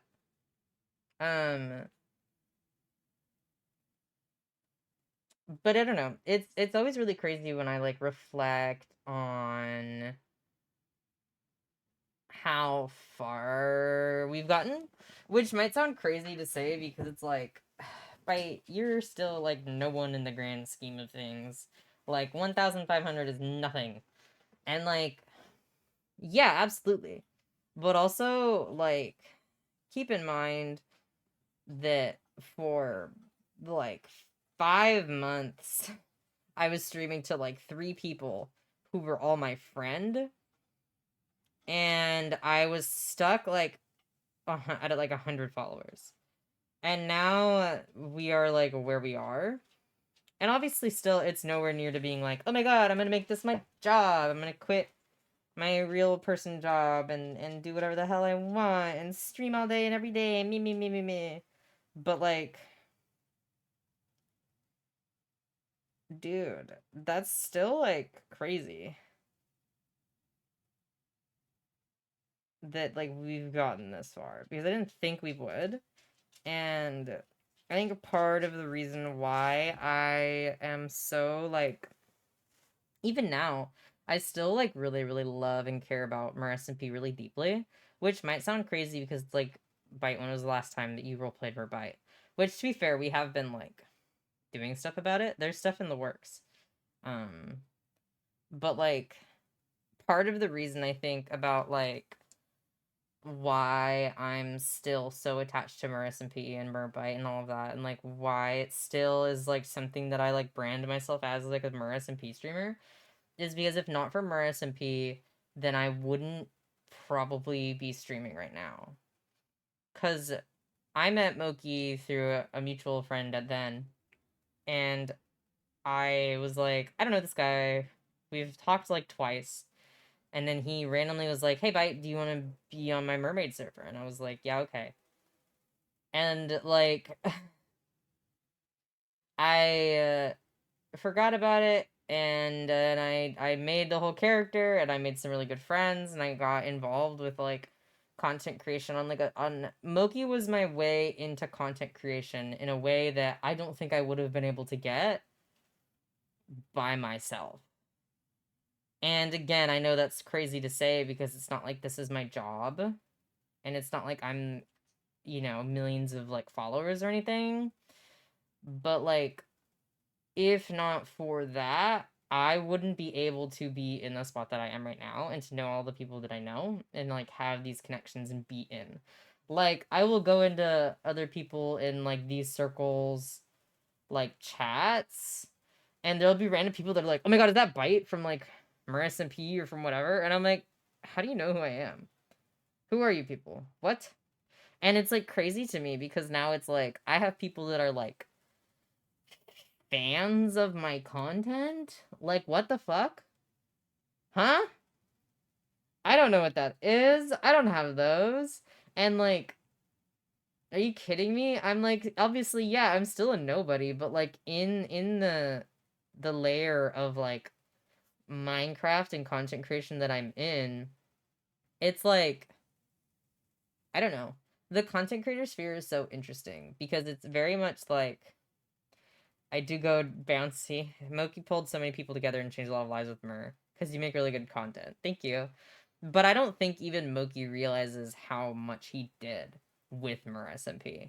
Because even, like, the people who were in, like, Fable, like, they had a lot going on already, right? But even then, in Mer, there was people that all of us gained who were Mer SMPers. It wasn't like, oh, I'm only into this because the people that I care about from other servers are here, and I want to see my meow meows on this server. Like, people came to Mer SMP for Mer SMP and stayed there and were like, I am a Mer SMP fan. And, like, that's insane, you know? Like, that's crazy to me. And I don't think he realizes the impact that that has had. And the way that he just so, like, he didn't care about your numbers. And, like, I found you a year ago through Mercy P raid. I went to another chat of a bigger streamer and a random person said to me, aren't you that salt biter from the Salt Cypher streams? That's so funny. That's where a lot of people came from, but a lot of people discovered Mer via, like, friends of friends and random Twitch algorithm. Yeah, obviously, that's where it, like, started, was a lot of the people who were like, oh, because I'm already watching these bigger name people, I'm gonna follow them. But there was people that stayed and started liking other content and other creators from Mer SMP who were finding it organically and who were finding it, like, and were like, my main fandom is Mer SMP. And, like, that's insane to me. And obviously, it's like Mer SMP's kind of, like, died down in the last couple of months. Hi, Geeky. Thank you for the follow. Hi. I just showed up over a year ago and stayed, then got abnormal and started chatting. Well, I'm glad that you're a chatter. Any lurkers, say hi to me right now. I see you and I appreciate you. Abraxas, please tell me I'm not actually introduced as this Bite Duo writer. I mean, not anymore. You've graduated. I'm deaf biased because I have many friends who are on that server, but even outside of that, Mer SMP is just genuinely good. It's genuinely good. Hey, I am a lurker. Geeky. Hi, Crims. Hi, Puppy. Hi, Sunshine. Hi, Ray. Hi, Lurkers. I see you and I love you and I appreciate you. You guys don't chat, but I wanted to say hi to you anyway. Hi, Starfire. Hi, Star Dancers. How'd you know I was lurking? I know everything. I actually don't. I never know how many people are watching or who's watching. If you are not chatting, I don't have any perception of you. So sometimes I will like look at my stream analytics after stream and I'm like, what do you mean there was 40 people watching me? Where did they go? Makes me so happy to see the growth of all the lovely folks I mod for / with. I also tend to lurk. But like, I lurk if I draw. We see you and I love you, lurkers. Yeah, love you, lurkers. You guys are what makes Twitch go round. But Maris MP was genuinely good. And obviously, I think that part of it has been a little bit tainted just because of some of the people who were on it, who are no longer on it. And I understand that entirely. I respect that. I understand that. It was a lot, you know? And like, I still think, though, genuinely Maris MP at its core was so good. And it still is so good to me. And that's why even though Maris and P doesn't like pull viewers or anything anymore, I'm still gonna make content for it. I still happily edit those lore videos, and Abraxas and I will sit in DMs and I'll be like, Abraxas, Bite said this thing and this thing, and Geen said this thing and this thing, and like we still talk about it and we still care about it and we still love it. Even though we haven't been able to share that with like the Maris and P community anymore because it's like effectively dead. But if I like single-handedly could be like, I'm gonna make Maris and P 2, I'm gonna make Maris and P again, 2 of them, a new one, I would do it in a heartbeat. But that's not gonna happen, and that's never gonna happen. But just like the story that was there is that Maris and P was genuinely good.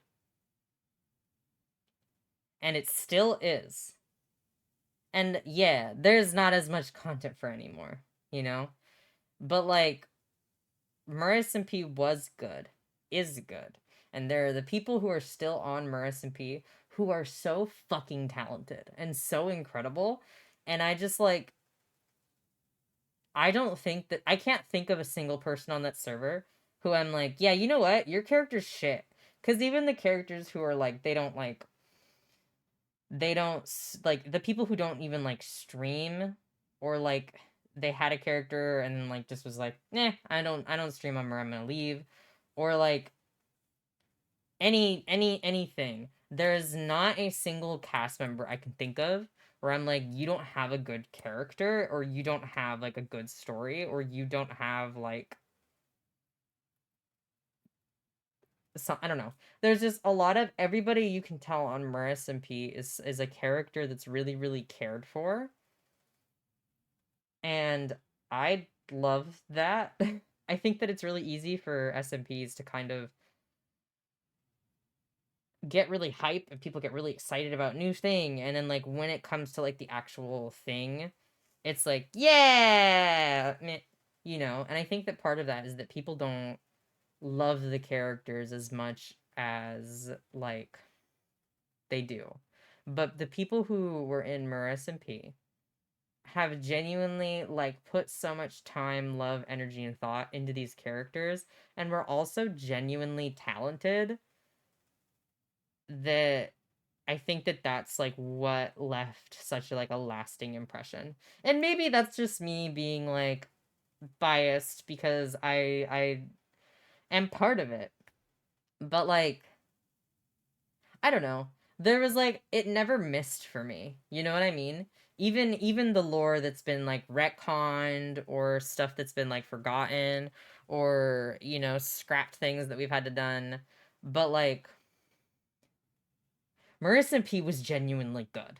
And I'm breaking my silence. Marissa P was genuinely good, and it still is genuinely fucking good. And I think that if they were like, we're gonna make a sequel to Marissa P, it would go so goddamn hard. And I genuinely, wholeheartedly believe that because it has all of the base is right there, and the people who are involved in it, and who are like even like not stupid. I mean, not stupid, who are not like as into it as they used to be. Like everyone involved in it was good.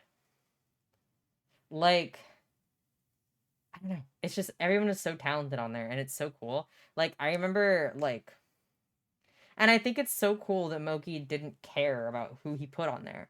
There are people who were like, when I came in there, I was like, I don't know what Fable SMP is. I don't know who Oshi or Hey Hey or any of these people are. I had some of my friends being like, how do you not know who that is? And I'm like, oh. And like, that's something I pride myself on, is that I don't know fucking anybody, and it's awesome. I love it. It makes meeting, it means that everybody is equal opportunity to be, like, that is a friend. I don't care, your numbers mean nothing to me. You are in my terror radius of friendship. It doesn't matter to me if you're like 5,000, 5,000,000, 5. I don't care. I'm like, that's a friend. That's a friend right there. We are friends. But like, it's so cool that he gathered such a like a people from everywhere. There are people like who are still below 1,000 who are on that server. There are people who are partnered and above 1,000 on that server. There are people like from all over the place on that server, and that's really cool to me because I think it's very easy in the Minecraft content creator space to not let in newer people. And I don't think it's intentional, but I think that it's very easy for, like, especially with like SMPs, that it's like the same, you will see the same kind of people on the same kind of SMPs. And there's nothing wrong with that. I just think that it's like that it does accidentally kind of become like more closed. So it's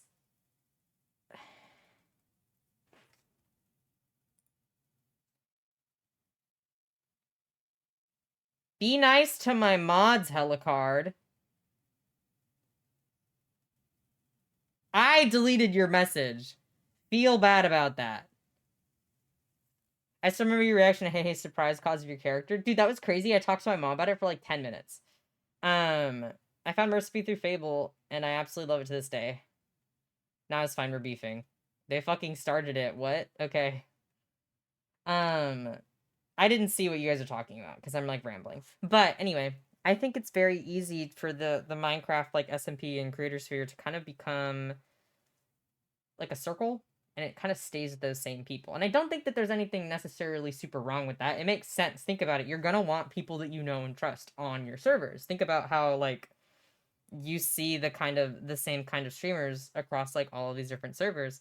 That's because they're good content creators, and it makes sense.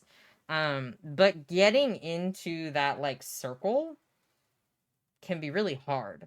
And something that was really cool about Murris and P is that he was like, I don't get this circle. I don't give a shit about it. I'm gonna invite whoever the fuck I want, and anybody I want is gonna be on that server. And it worked. And it worked. And there are some people who are like the smaller folks, like Abraxas. Abraxas fucking pops off, dude. That are able to now get a foot in the doorway because of what Moki started. And like without that, people like myself, and people like, I mean, like Abraxas was already in the kind of like in the circle, but I don't think that it would have been as easy for us to get the traction that we did if not for the momentum started by Murris MP. And I will forever be grateful of that and forever be in debt to Moki, even though that was like,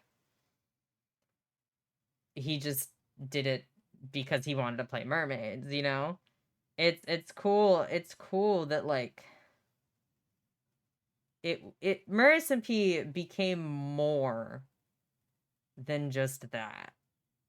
And I think that that's really cool. And I think even from the perspective of a content creator, what Moki made was legit. I was in it a little bit, but yeah, Mur definitely started a trend. Yeah, it was like the spark, you know? And if not for that, I wouldn't be friends with Abraxas. I wouldn't be able to be like, I'm gonna go hop in my DMs and go chat with whoever, you know what I mean? If not for all of that, I wouldn't have people who are consistently watching me. And I know that you guys care about more than just Mur SMP now. But if not for Mur SMP, we wouldn't be here. And it's crazy that there are people who follow my content and they're like, I haven't watched a single Mur SMP stream. What the fuck do you mean by that? You should. You should, by the way. Merbite is the character that originally I started with. I don't know who the fuck this is gonna be. And then it genuinely became my favorite story that I have ever been able to tell. Thank you, Soul Watcher, for the follow. I appreciate it. Welcome in. We're talking about Mer SMP, which, if you don't know, is a mermaid roleplay Minecraft server. Yay! I stayed because of Mer, because it stayed because you're Pog. Thank you. I'm glad. Collaborative story shows such a powerful thing. Absolutely. But I have talked about this before. I have never made an OC that has become something so personal to me, and I've never gotten that spark of being like, oh my god, my OC, my little, I'm gonna talk about it to everybody. But Merbite and the story that I get to tell with him got up there. And I'm genuinely, I'm like holding him in my hands and I'm like, look at him. That's my guy. That's my little fucking guy. I love him. And I didn't have that before Mer. And the medium of Minecraft as a collaborative storytelling space is so cool. Like, Bit and I have an addiction of pufferfish. Girl, what? I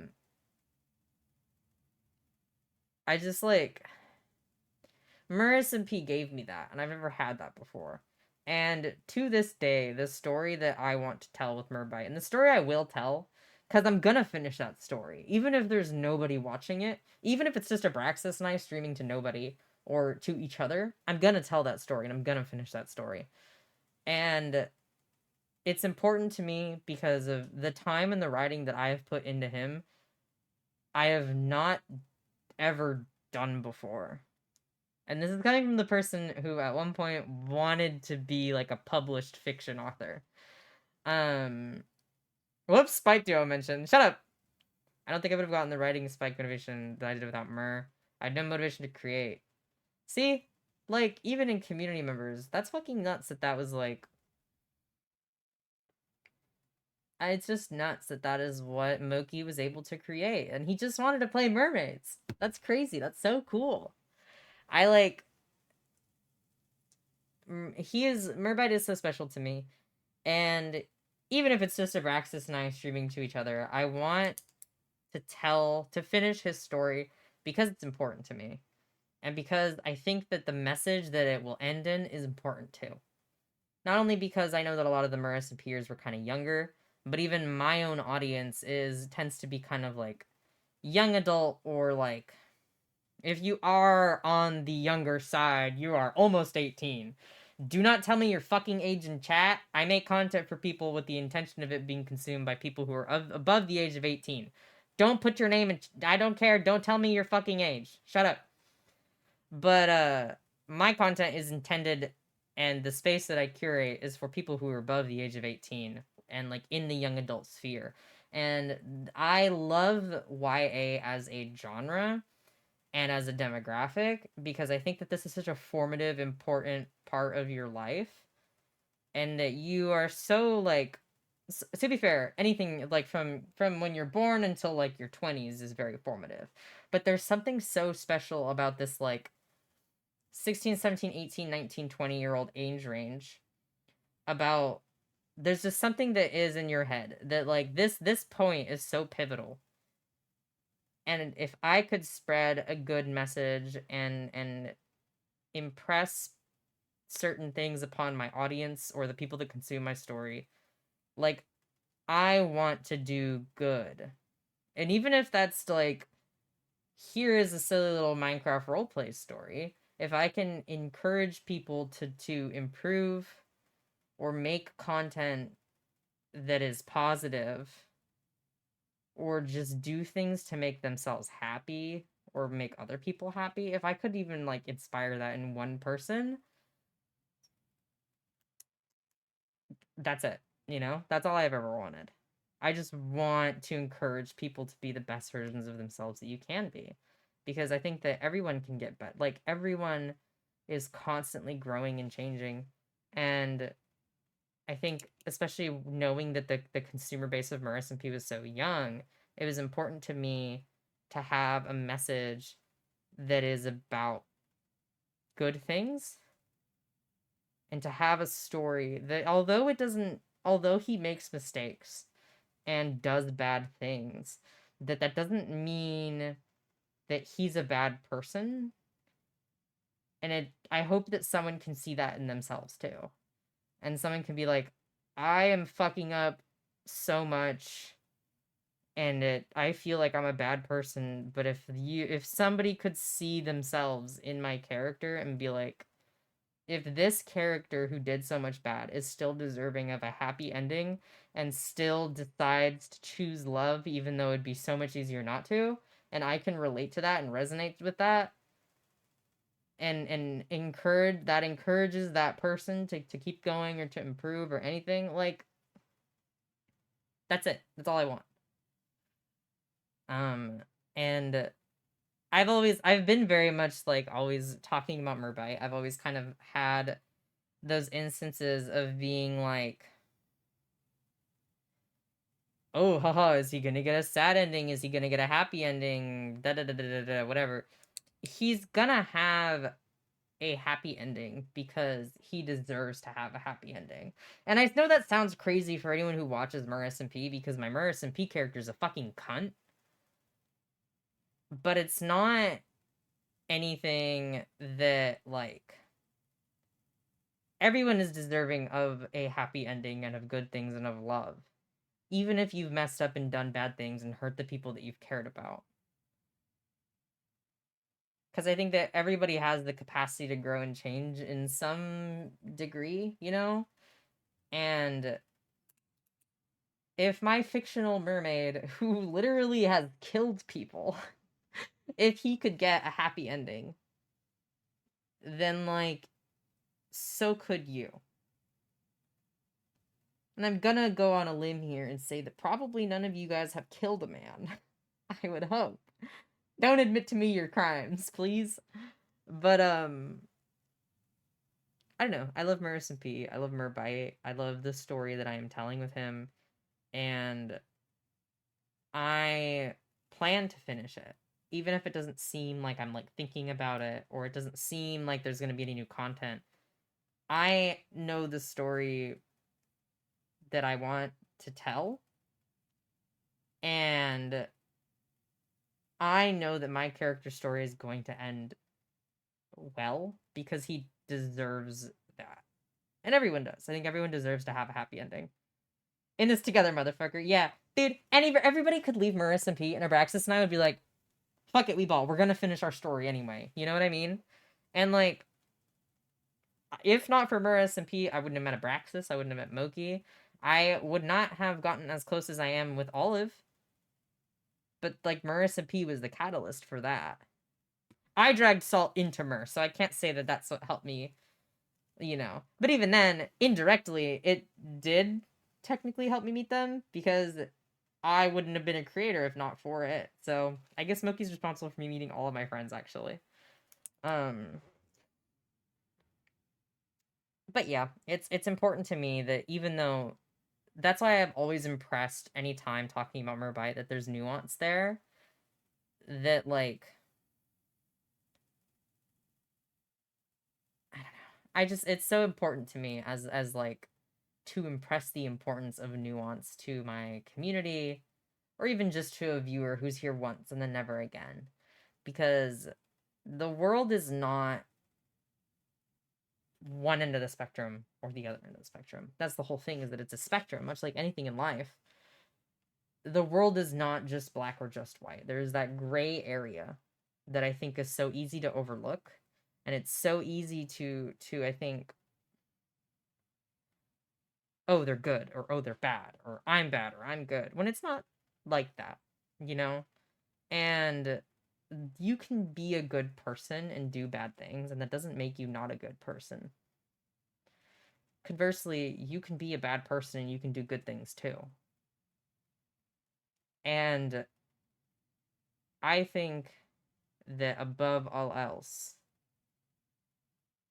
I've been saying this so often lately, but, like, something that I've been carrying with me is like, the concept of all we can do is the best that we can do. And I know it's such like a very common phrase, but it's been like, it's been very prevalent to me lately, you know? Because I think it's so easy that something happens and then you know, you feel stranded, or you're stuck in one end, or you're stuck in that black or in that white, and you can't see the gray scale anymore, or the nuance or whatever. But I just like, all you can do is the best that you can do. And if that means that you get up and you choose to tell the people around you that you love them, and you tell someone that they look nice today, or you just message your friend and you're like, hey, reminder, I love you, or like, at least you try, and that's like the best that you can do, then that's enough, you know? Like, all you can do is the best that you can do, and your best is enough. And it always will be. And if anyone ever tries to tell you that it's not, then like, that's not a you issue, you know? And it's important to me to have these characters. I know you're like, why are you getting so deep? It's a mermaid that you roleplay in Minecraft. And like, yeah. But it's also like it's a medium. It's a storytelling medium, okay? And it's important to have these fictional characters that they can go through the black and the white and the gray scale and come out better, and help people realize that it's not one or the other, and that there is that middle section, and that people are very often in that middle area. You will never really meet someone who is one or the other. There, again, like I said, there are good people that do bad things, and there are bad people that do good things, and there are good people that become bad people, and there are bad people that become good people, and sometimes, most importantly, sometimes you're not a good person and you're not a bad person, but you know what you are? You are a person. And that is enough, and that is okay. And even if I'm role-playing an anxious cat, or a idiot fucking mermaid from hell, like, it is important to me to have these characters that live in that gray in between, and maybe somebody somewhere will be able to resonate with that, or at least start thinking about that as a concept.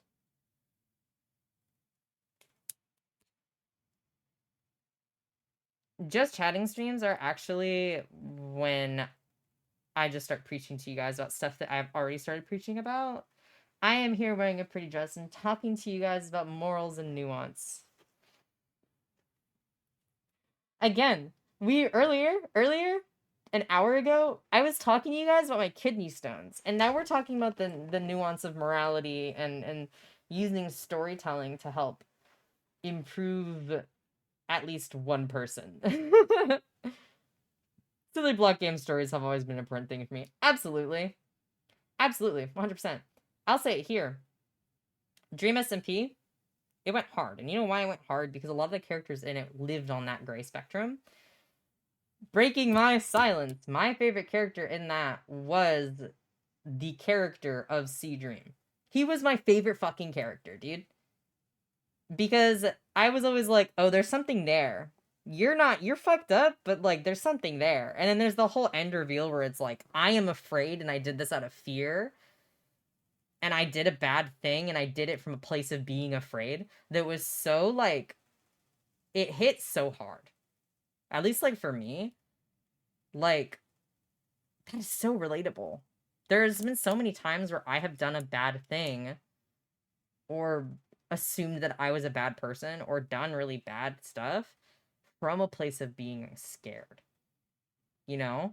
And like, obviously, I don't go out of the way and be bombing civilizations and emotionally manipulating and being, you know, whatever. But even every character in that server lived on that gray spectrum, and it was so interesting to me because even the characters who were villains, they didn't think that they were villains, which is true in life most of the time. A lot of people who are bad people, they don't think that they're being bad. They think that they are doing the thing that is correct. If not for them, then for the people that they care about. And that is not coming from a perspective. It's very easy, I think, for people to hear that and then be like, oh, they're excusing this bad person's behavior. They're a bad person. They did bad things. They suck. How dare you? You are a abuser apologist. You hate victims. Chronically online, first of all. There's nuance to everything in life. Even the people who have fucked you up and treated you poorly, there have been people in my life who have been like, this person was abusive to me, who have left traumatic, really horrific instances that have just like put me in therapy or I've like felt like shit. And sometimes those people don't even know they did it. And it's not from a perspective of like, I am forgiving abuse. That's not it. People do stuff from a place of being scared. People do bad stuff from a place of being scared. People do bad things when they're hurt. People do bad things when they're experiencing any kind of emotion. What matters the most is the responsibility that comes after that. If you've done a bad thing, that thing does not have to define you. The most important thing that defines you from that is the steps you do afterwards. Hello, Vanitas. Thank you for the raid. Welcome in. Hi. You were doing were you still doing this? You were reacting to WWE stuff. Were you still doing that? But welcome in. Hello, hi. We are on a little soapbox. We're talking about morals and good and bad and the gray scale and all of that and characters and real world applications of it. It's a little bit heavier, but it's an interesting subject to me generally, but also just from the perspective of how do you tell that in a storytelling aspect. So it is a little bit of a deeper thing. So if you guys aren't interested in hearing about it, don't even worry about it. But for anyone that's new here, hi, my name is Bite. I'm a variety streamer, but I also do stuff like Minecraft, Cult of the Lamb, Phasmophobia, Dead by Daylight, Just Chatting, and art. Right now we're doing the sub reward stream where I look so very pretty for you all, and then I get on my soapbox and I talk to you guys about random things, and you guys all listen and go, whoa, Bite is so smart. But right now we are talking about nuance, and we are talking about the importance of recognizing that good people can do bad things and that bad people can do good things, and that most people are not good or bad, they are just people, and that's fine. We're talking about that, and it's a little bit of a heavier one. It's a little bit of a soapbox that we're on, but it is an important conversation for me, and it all started because of Mur SMP. Hi, Katho. Hello, Shingus Bingus. Hello, everybody. Bite made me cry and have emotions. Meh. But anyway, as I was saying, circling back, you can do bad things, and that doesn't have to define you. You can fuck up really, really bad, you know? You can do stuff that have hurt the people that you care and that you love for most in the world. What matters though is the steps you take afterwards, you know? And a lot of people get stuck on that, is on the afterwards. There are so many things where I'm like, I would not hate this person as much as I did if they had just told me that they were sorry. You know? And it's like,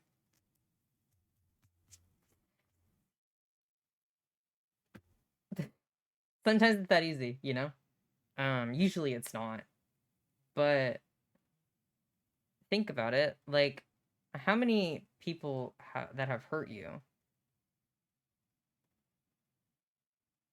How many of those lasting hurts, of all of those hurts that you carry with you, did they ever at least tell you that they were sorry? Because the answer is probably not. And I think that's why we carry it with us so much when someone hurts us. Because people don't give the bare minimum, and the bare minimum should just be saying sorry. And there are situations in my life where I have lost like really important friends, really important family, and it's like what hurts the worst of that is that they didn't even tell me sorry. And that is always the part that like personally I get caught up in.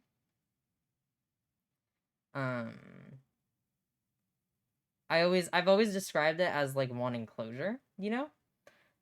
But it's just like sometimes it's that's all that you need. And it doesn't fix it. It doesn't make it better. It doesn't magically take away all the hurt and the pain. But sometimes just I'm sorry, I fucked up. You know? It's one of those things where you just and sometimes, you know, you fuck up and you have to accept that you will say sorry to that person and they may not accept it. And that's okay too, but at least you said that you're sorry, you know? Cuz there's going to be so much hurt if like you don't at least tell that person that you were sorry. Bare minimum. Bare minimum. I'm sorry and I genuinely agree with this. Like I genuinely feel this, not agree with this. I said agree because I read Shingus's comment and then I said agree. But it's just that one tidbit. If I can think of, there is a list of people in my head where I'm like, if that person just said I'm sorry to me, I would feel infinitely fucking better. You know what I mean? Also, hi Sen, happy 19 months. We are having a soapbox. We were talking about all kinds of stuff. I was talking about you earlier, actually. But right now we are on a little bit of a soapbox. We were talking about like nuance and you know, good people and bad people and people. But anyway, my characters are so important to me because I don't want to play just a good character or just a bad character.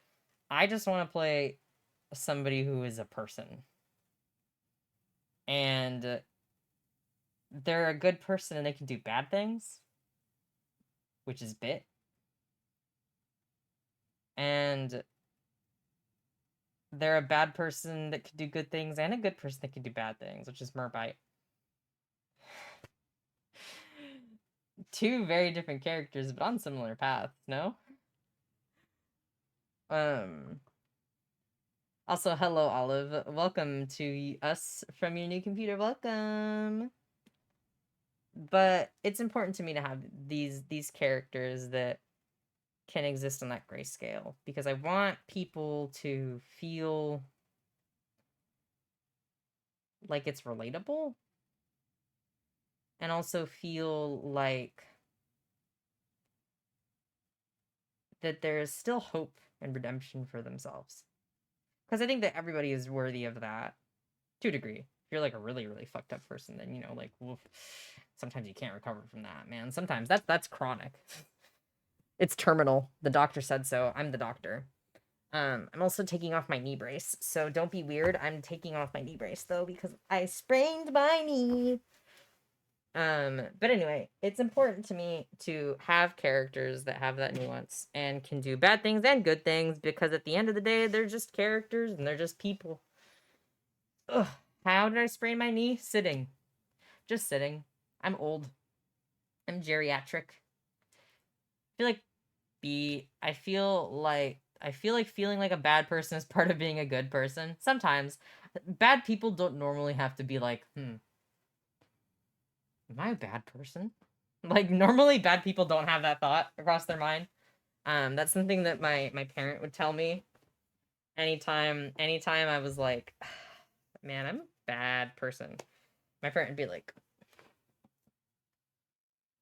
bad people don't normally have to think about or worry about if they're a bad person or not because they don't care.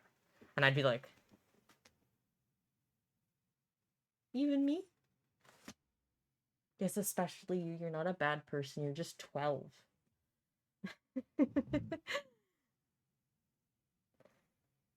Woof, though. That's my soapbox. Be a good person. Be a kind person. But most importantly, at the end of the day, remember that you're a person. And maybe it doesn't matter if you're a good person or you're a bad person.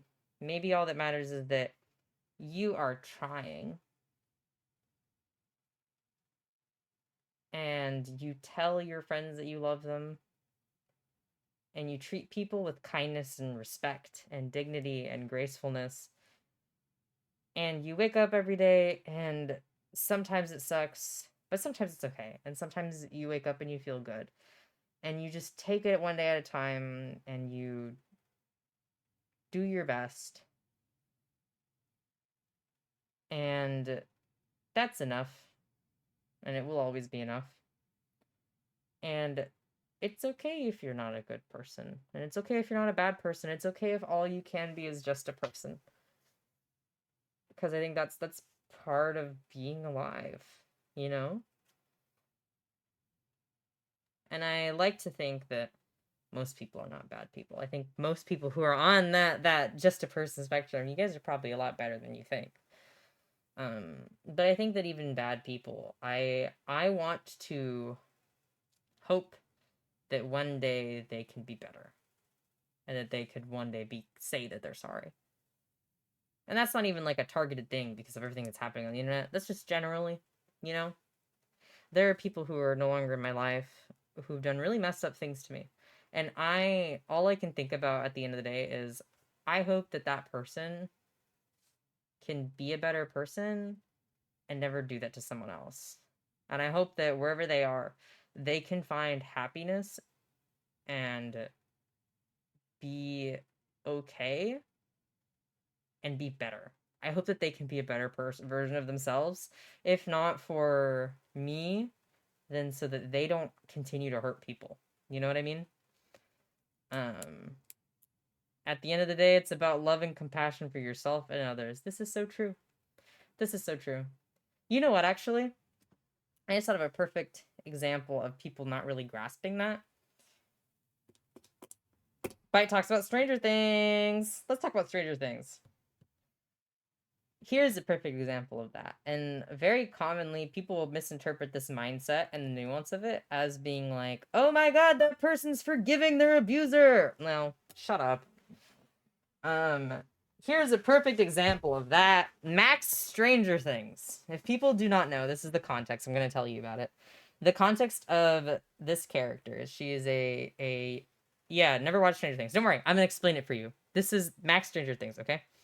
So Max's whole thing is that she's newer in town than the original cast.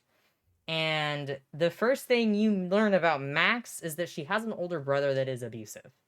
Okay? And this is very prevalent through the entire season that she is introduced in. We see that he intimidates her and that he is not nice and that he yells and is very up in her face and just not nice. This is like a fact. This is in the show. This is canonical. This is known information. He's not good to her. And in the telling of the story, you realize that the reason he's not a good person is because of his dad. And there's a scene where his dad does the same thing that he's doing to his sister, and it connects, and you're like, oh, that's why he's like that. Okay? And then I think it's the next season. In the next season, or in that same season, he's an antagonist because the entity that's like, it's like a hive mind, and this hive mind uses him as like a vessel. Okay? And Max really struggles because she's like, dude, that's my brother. And like, the entity, sure, the entity. She really struggles because she's like, that's my brother. And I'm seeing him hurting other people, literally. Yeah, mind flayer, but I'm saying it in terms that are easy to consume if you don't watch Stranger Things, okay? Work with me. I know what I'm talking about. I'm trying to make it accessible for everybody. And there is a part where in order to kind of like help him, because he's like brainwashed and being like a puppet for this like big evil, is that 11 Stranger Things goes into his mind and finds this memory of him with his mom, because they're like step siblings, they're not like blood related. Finds this memory of Billy, who is the brother, with his mom, and it's like it's like soft, and that is what snaps him out of it, basically, is this memory of being with his mom, because when his mom left because his dad was abusive, and then from there on he was alone with that and became bad because of that, right? Because when a traumatic thing happens to you, if you're not careful, sometimes people who are in this trauma continue the cycle of abuse. Because what else are you going to do if that's the only thing that you have? So he snaps out of it, and his last scene in Stranger Things is that he's like battling against this like evil thing, and he sacrifices himself for his sister. And he dies in front of her. And after that, the next season, Max is really upset about it. Like, really, really messed up about it. And she feels like she's like upset, and she feels a lot of things about it. And she's having these big, complicated emotions about it. And so many people see this and have the no thoughts opinion of, oh my god, she's just like forgiving her abuser because he like did like this one thing.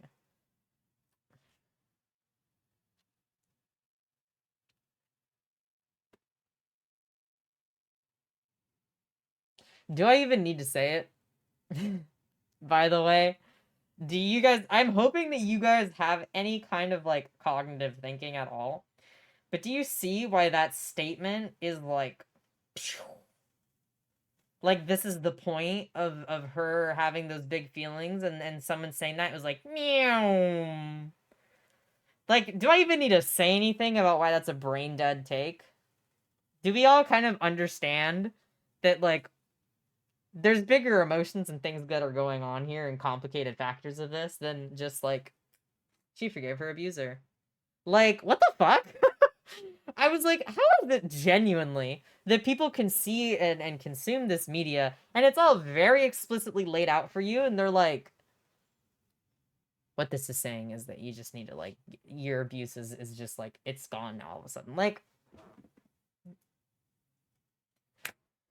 it's not her forgiving her abuser, it's her grieving for her brother. Exactly, but also, there is nuance to it, too, is that, like, he did a bad thing, and he fucking sucked, but at the heart of it, he was also repeating the thing that had happened to him, and he didn't fucking know any better. And, like, he didn't know how to communicate and be not a piece of shit. Because all he's learned his whole fucking life is how to be a piece of shit. And in that one moment where he had that kind of reconnection of being like, I remember how I'm supposed to be, here's this memory of me with my mom, who was the only one that loved and cared about me. I am going to try to do the right thing for once in my fucking life. And then he dies for her. And, like, it's crazy because, like, Stranger Things has a lot of things wrong with it. They have no idea how to treat women.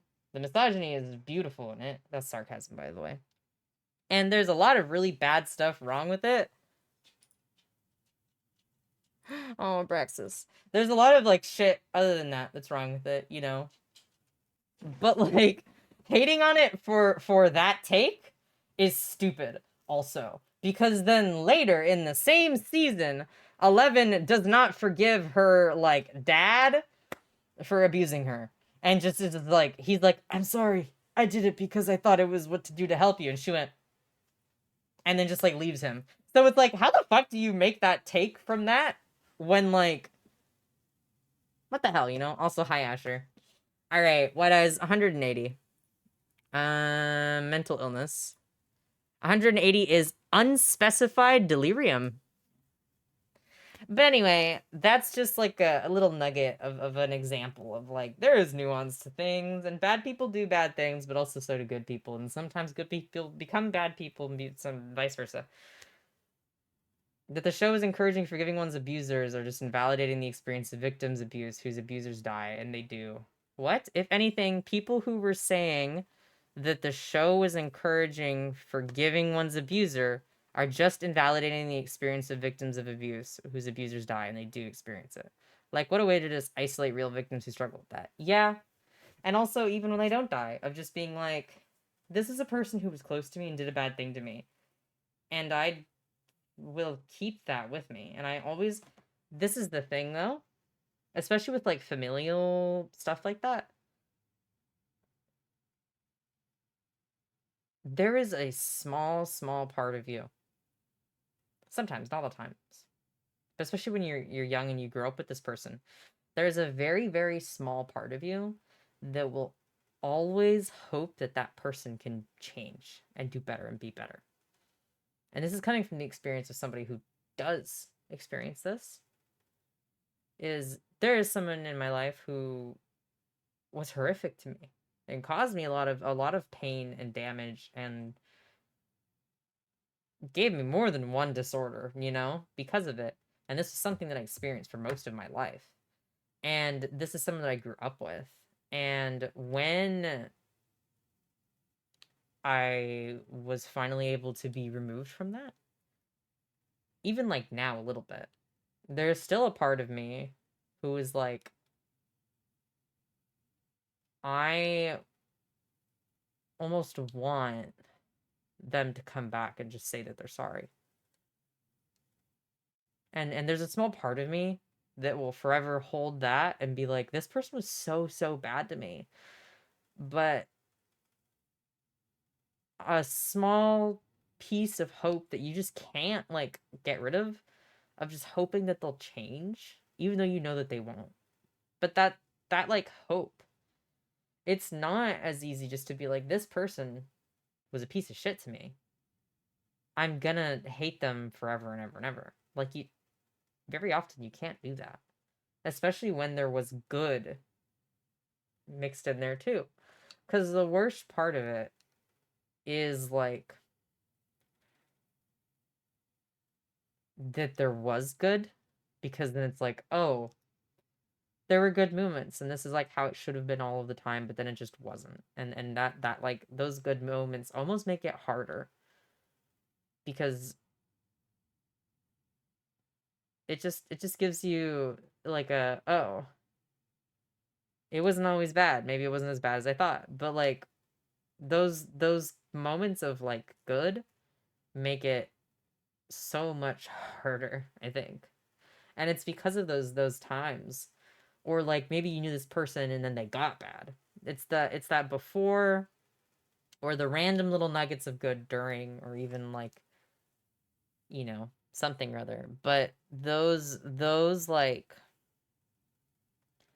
those tidbits of good make it so much harder.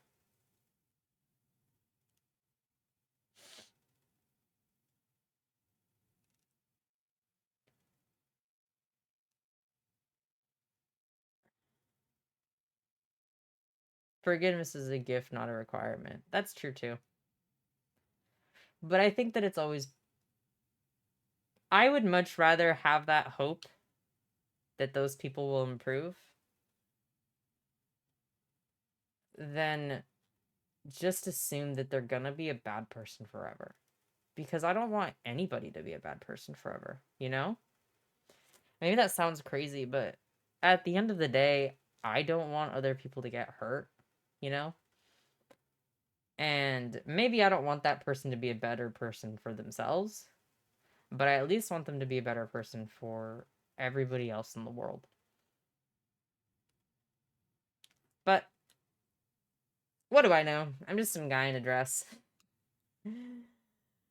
But thank you guys for letting me have my little soapboxes and getting to have these kinds of bigger, deeper talks. Hopefully they don't like rub anyone the wrong way, because that's genuinely, I just get like that. I just be like, let's talk about like deep stuff now. That's just who I am like as a person. And it's not something I'm going to apologize for because it's just part of who I am. And I like the messages and the things that I have to say. And I think that it's important to share them and to talk about them. Even if that means it's on a Twitch stream and I'm a guy in a dress, you know? I'd much rather have these moments and make a couple people uncomfy, but be like, oh yeah, I'm now thinking about that thing. Instead of never having them and never having that moment.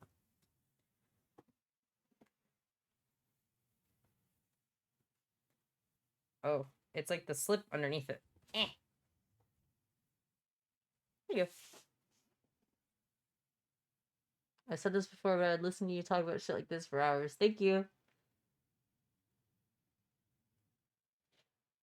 The brain is so interesting to me. And I think that we are so mean to ourselves.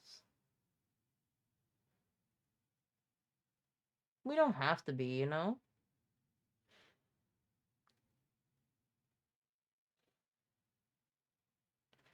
At the end of the day, be kind to yourself and be kind to others. And I know it's easier to sometimes be mean and talk bad things about yourself or talk about bad things of other people, but choose to be kind and choose to love even when it's hard, because you deserve the same things for yourself. Choose love and choose kindness and choose to do good, even if that's in the small things. You, as a person, are blessed with the opportunity to be alive right now in this moment. You know, we all are. And even though being a human is messy and complicated, and there's a lot of big emotions and negativity and bad stuff that can come from it, and you may experience the lows of being hurt by someone you really care about or anything, but you are in this moment and in this life, and even though it's messy and it can suck sometimes, you're here.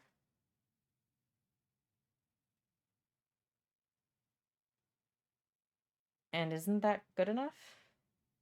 You're here right now, and you get the chance to be alive and to love and to laugh and to watch people roleplay on Minecraft and to make friends and to tell people you love them. And you get the opportunity to live and to grow and to create and be happy.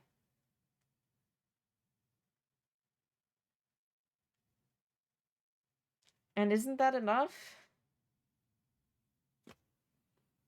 I don't know.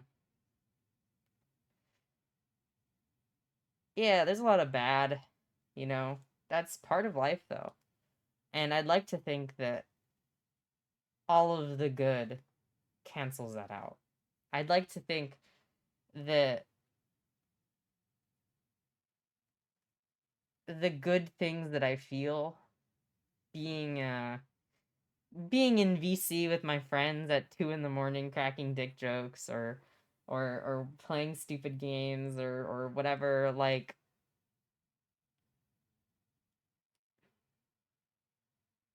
doesn't that make it worth it, you know? Enjoy the little things and enjoy the big things. And yeah, shit sucks sometimes. It really does. Shit sucks. You're gonna have tough times. You're gonna have hard times. You're gonna have a really bad week. Or you're gonna have a really bad month. Or sometimes even a year. Or even a couple of years. And that's okay, dude. That's part of being alive. I'd rather have a bad week every once in a while than never have a bad week. But you're here right now, and that's enough, and you are enough, and you're good enough, and you will always be good enough because you are alive and you love people and people love you, even if you don't know it or even if you don't feel it immediately. That's still there. And I'm going to end stream and you're going to be going off to chat with your friends, or maybe you'll play a game, or maybe you'll just like hang out by yourself for the night, or maybe you'll lay down and your dog's there or your cat's there or whatever pet, or maybe you'll send a text to your family member, or maybe you'll go and you'll watch someone else's stream, or maybe you'll experience the big bad feelings of the world, you know? But at least you're alive. And at least you're here. And there are people that love you, and there are people that you love. So be kind. Be kind and do your best.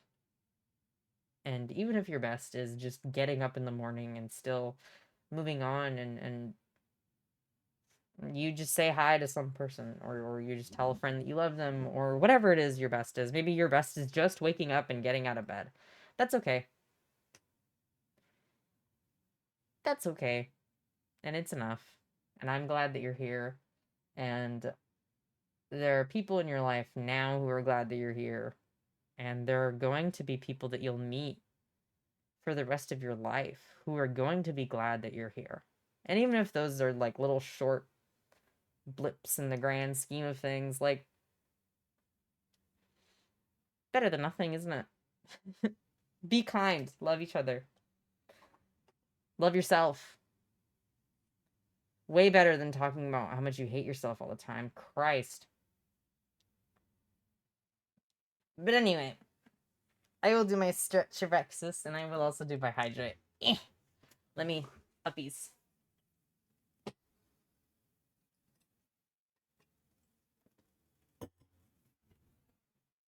Anyway, reminder that I am a teacher.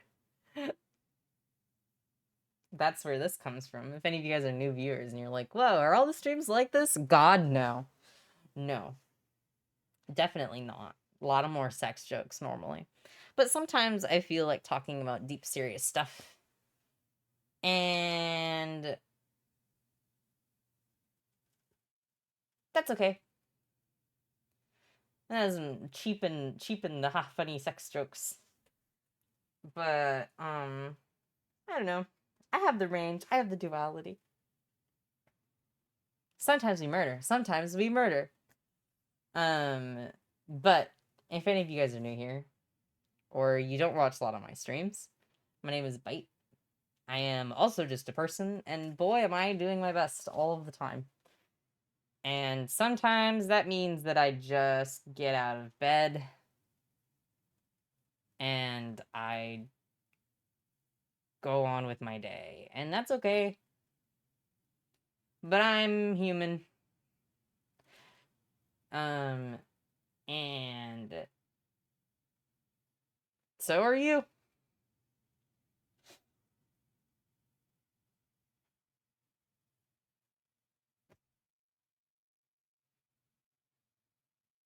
Itchy.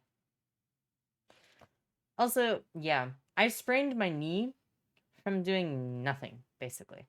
From sitting down. I'm geriatric, I swear to God. But it, like, sucks. Doesn't feel great. Hello, Jess is so cute. Thank you. Joke. Thank you, Hawk. MG, hi, Bite. You look so nice. Hi, Moody. Is it void time? As in, I'm sending you out to the void? Not quite. In a bit, though, probably. But I didn't expect us to have, like, such deep talks for so long. But I'm glad that we do, you know? Again, it feels important to me.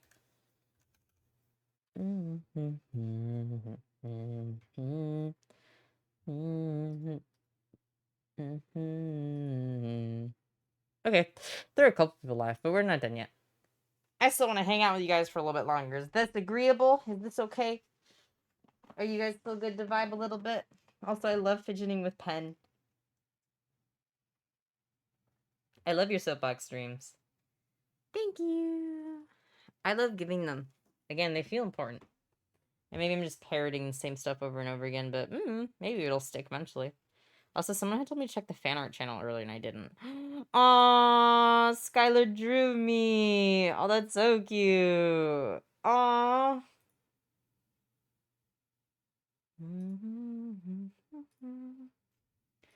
I have to respond. That's so cute. Everyone, if you're in the Discord server, go look at that. That's so cute.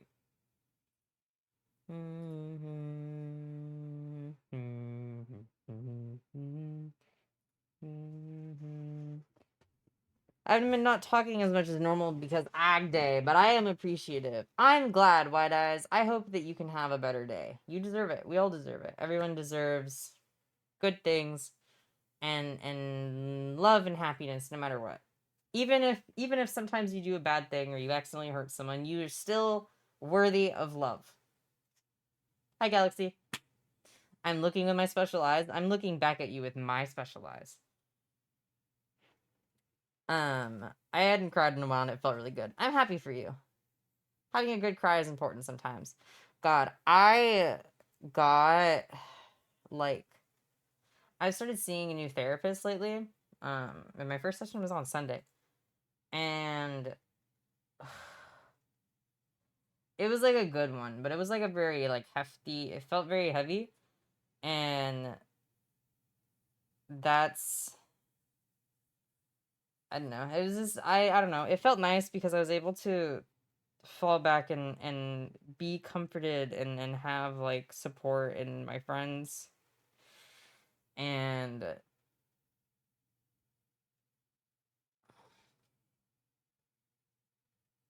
it's made me very, like, grateful, I think. And I don't think I've ever had, like, I don't think I've ever been in a spot where I've been able to rely and fall back on and need the people in my life. And, like, it's been okay to do so, and they've been, like, happy to. I've never, like, had that before. Like, not really, you know? I'm sure probably a lot of you guys experience being the caregiver friend rather than, like, anyone giving you that same care. But, like, damn. It feels good. And I hope that all of you guys can have that too in your life. If not today, then one day, you know? But, it's good. It's good. Things are good. And things have been so hard for everyone lately, but I think they're gonna get better. And for some of us, they already are starting to get better. And I know I'm in the uphill swing, and maybe in, like, a couple of months I'll get upset again, but, like, I want to remember the moment and the feeling that I have now.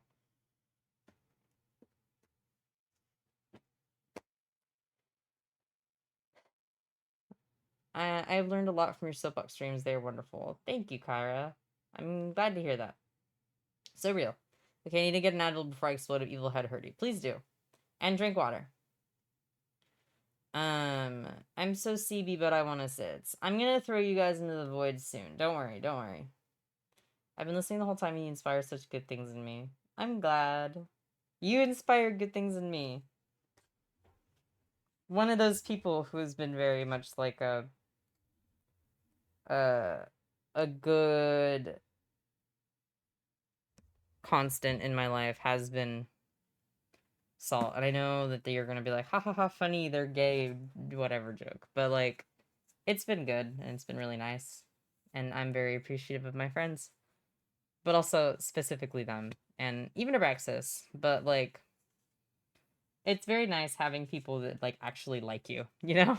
Which you think sounds like, yeah, obviously, do your friends not normally like you? But, like, I think I've had a lot of people that are my friend that don't actually really like me that much, or at least want to be around me, and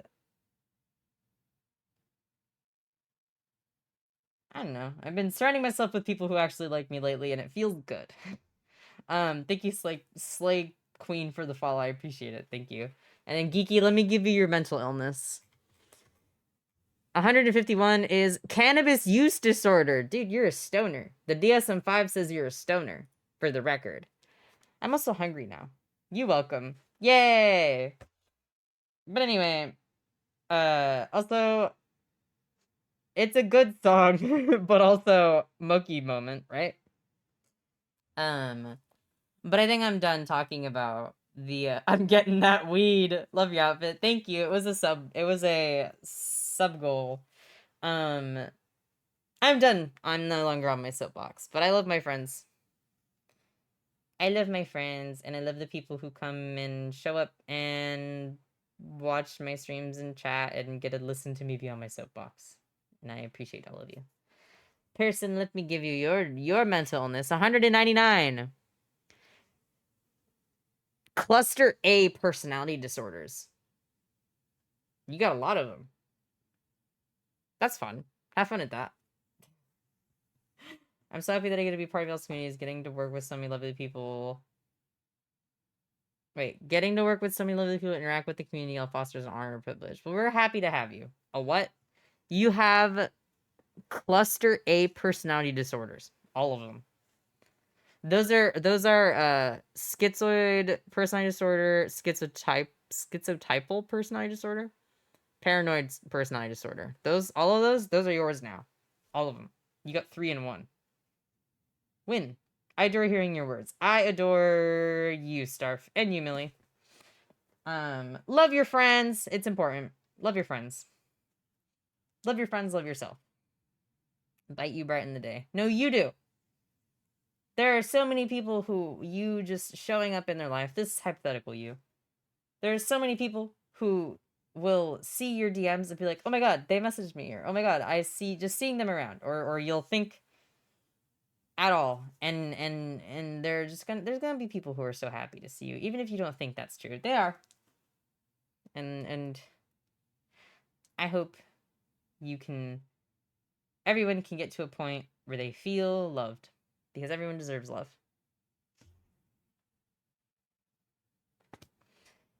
But I'm off my soapbox now. I'm off my soapbox. Oh, my entire jaw is sore again. Oh my god. Advil upon you. But anyway, no more. I'm stepping off my soapbox. I've been thinking about doing a stream where I just talk about art history things and teach you guys things. Wouldn't that be kind of fun? Do you guys want to learn about art history? It's what I wrote a paper on it. I wrote a thesis on it. That's what my degree is. I got an art history degree. Do you want to hear about art history one of these days? Yes, yes, yes, please. I want that so badly. Yes, please, please. I mentioned it yesterday, or maybe not yesterday. Maybe it was yesterday. I don't know. I was so entranced I missed my laundry alarm. Oh my god, go get your laundry. Can you just like a museum guide? What does a museum guide look like? I think I said it the other day, but like, I've been considering it. I just like, it's really cool. I'm a Renaissance specialist. And there's a lot that I've forgotten, but I'd like to go back at my notes and like look at everything again. I wrote my thesis on, I can't be super specific. I wrote my thesis on a particular art motif in the Italian Renaissance. So I know a lot about this niche thing. But I've been thinking about just like doing a stream about like, to me you're a Renaissance person. Well, that's because I studied it. But art history is so cool, especially because I'm what's called a social art historian, which means that you look at what that art piece meant in its time and like the context of that art piece in its time. And the social impact, or whatever that the what's it is. Like what was the social impact of that thing? Like for example,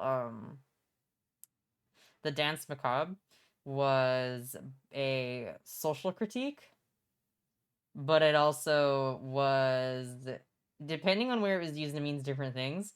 Sometimes it was used as a criticism against the ruling authorities or the papal authorities, because what that was is it was like a, doesn't matter if you're a king or you're the pope, when you die, we are all the same, motherfucker. And sometimes it was used as a way to provide religious comfort, because sometimes it was used from the perspective of being like, you will be delivered through God or whatever when you die. So that's cool. A literary art historian, whatever you call it, but I fucking love Renaissance. Gotta go to bed. Bye. Good night. And sounds like the mood of this day and age as well. Yeah. And sometimes it was just used to invoke inner thoughts and self-reflection in general. There is particularly the artist, I'm thinking of one I very specifically could talk about is Peter Bruegel the Elder, I think. He, like, fucking hated the Spanish, right?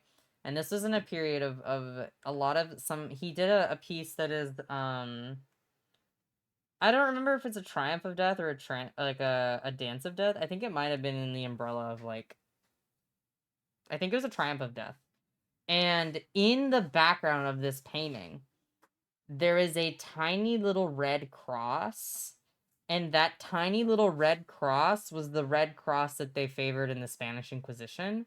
And all of a sudden, because of that tiny little inclusion, you realize that the entire thing is a critique about, like, how people are spreading their religion, but actually just fucking killing people and ruining lives in the process of it. And it was just that one tiny little red cross in the background that suddenly made the entire painting just whoop. It's really cool. I think it's Peter Bruegel the Elder. I'm looking it up right now.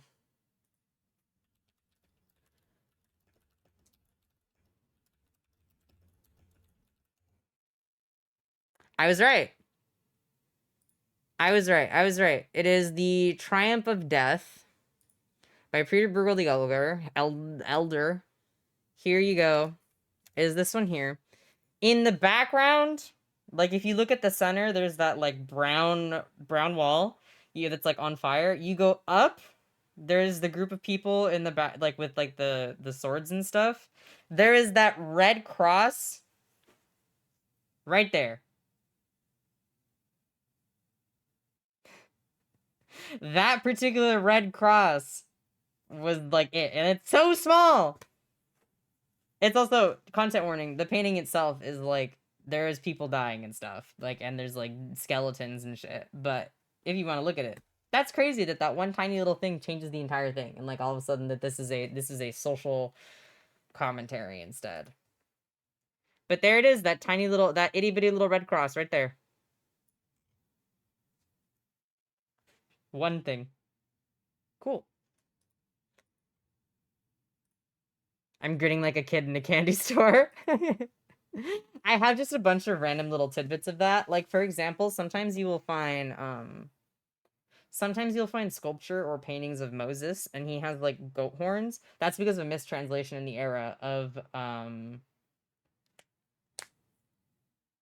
that's a mistranslation in the era of the Bible, where they missed one, like, they just, like, mistranslated something or something, and it just said that he has horns. So sometimes you'll see, like, things of Moses, and he has little goat horns because of that mistranslation. It's really funny. Little details in painting, statues, and reasoning can make it go from whoa to teehee. This is my opinion, actually.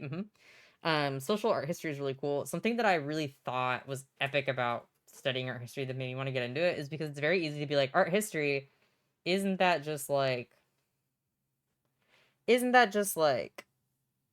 the history of that art piece? Like, that sounds so boring. Like, it can be, but there's also different tiers of it. Like, there's psychology-based art history, and that is perceiving certain art pieces from the perspective of psychology. And what is this telling you about the psychology of the individual, rather than There's that. There is like approaching art history with stuff from a Marxist approach. I think they call it something different, but when I was studying it, it was called Marxism. And what that just means is that you're looking at like the how it was made, like why it was made in terms of the cost and like what was it for that time. Like so for example,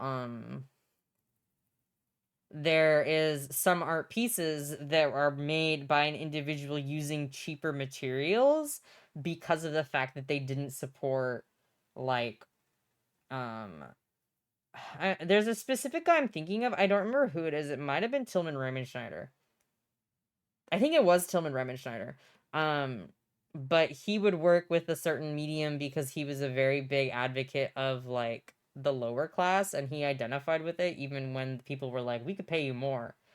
And he refused to use like better materials, and he very much would get like put into trouble for his beliefs and like for supporting like the lower class. Like he would very commonly, I think it's Tillman Riemenschneider, I might be wrong. But that's one of the approaches. I think I still have my notes from this is the wrong.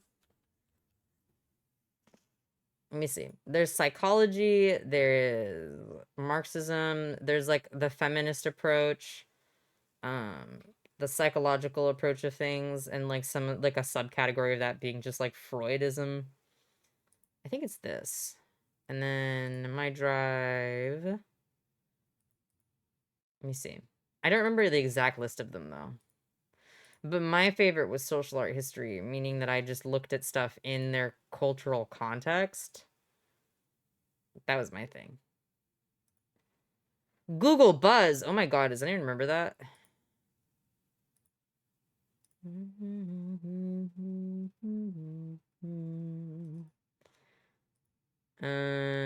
Methods of art history. There we go.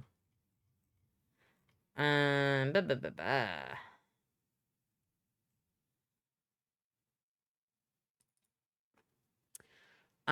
There's one called Orientalism, which it was essentially is whenever people would they would include fetishization of places that were deemed exotic in art.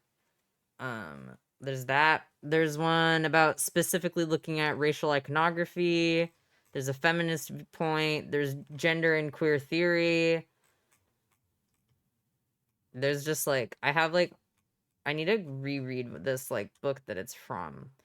But there's all these subcategories of art history that you realize that it is so much deeper than that. And the thing that I liked the most about studying art history is that we would learn about the people who lived there and what they were thinking about and what they were feeling. And that was my favorite part, is that we learned about the actual people. That's my cat right there. I was just like, what is that? Look it. Hey. Come here. Oh, both of them are here now.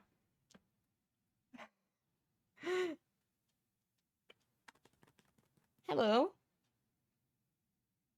Chunky. Hi. He's baby. Here he is, the specialist boy. Hi, little man. Butthole was over here, but now it's just him. Oh my god. Hi. Hi, do not dig your claws into my chair, please. He's rubbing himself against my feet now. I'm gonna back up and he's gonna freak it. No, he didn't. Hi, come here. There's his tail. Hi. Hello. Oh, he's big, Purrin. Hi, baby. Come here. Oh, they're both here.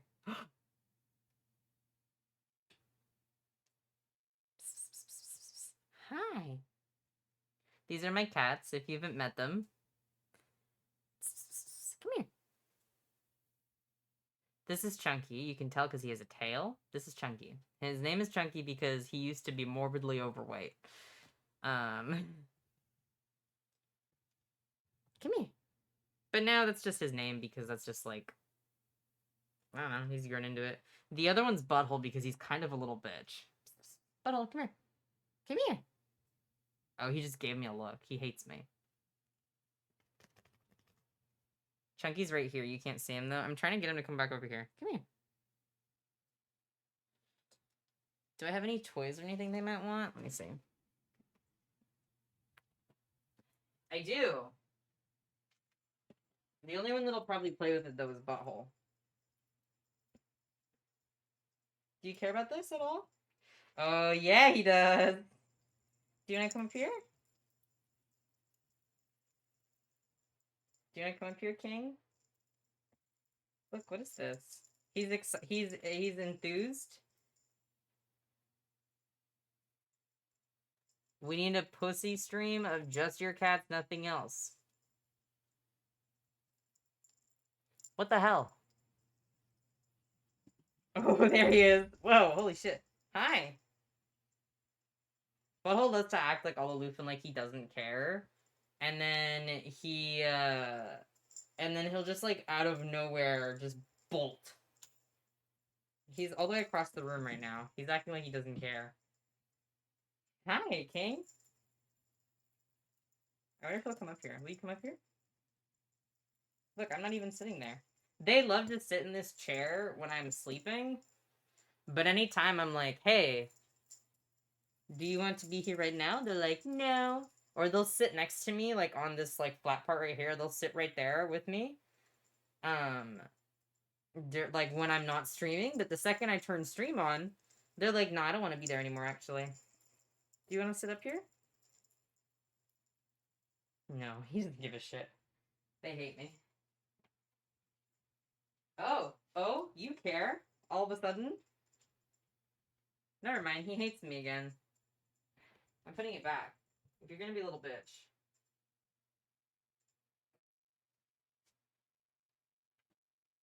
But those are my cats. Why does it just like this, Fifi? Yeah. Yeah, they're just like this. Hi, come here, Butthole. Scoop. Here he is. This is Butthole. He is a little asshole. He is such a piece of shit. He hates me. His ears are all flat right now. He's mad at me.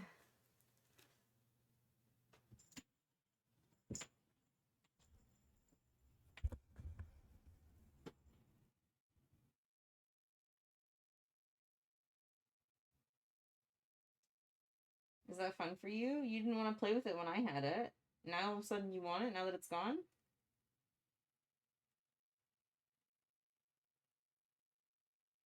White eyes?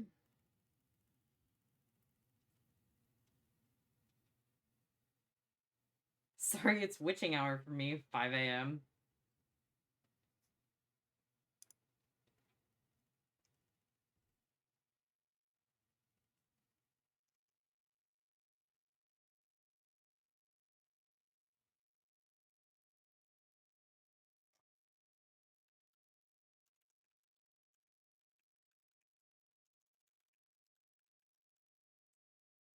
White eyes go to bed. Yeah, White eyes, you should go to bed. Hello? That's not for you to scratch? What the fuck?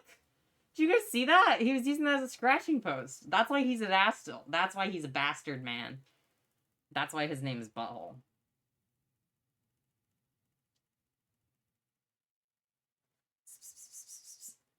Hi. Hi, baby. He's rubbing against my feet. I don't like it when he does that. It makes me feel bad. The texture of it is bad. I don't like it. But anyway, I think that that's where we're gonna wrap it up for the night. We've had many a conversations, many a thoughts.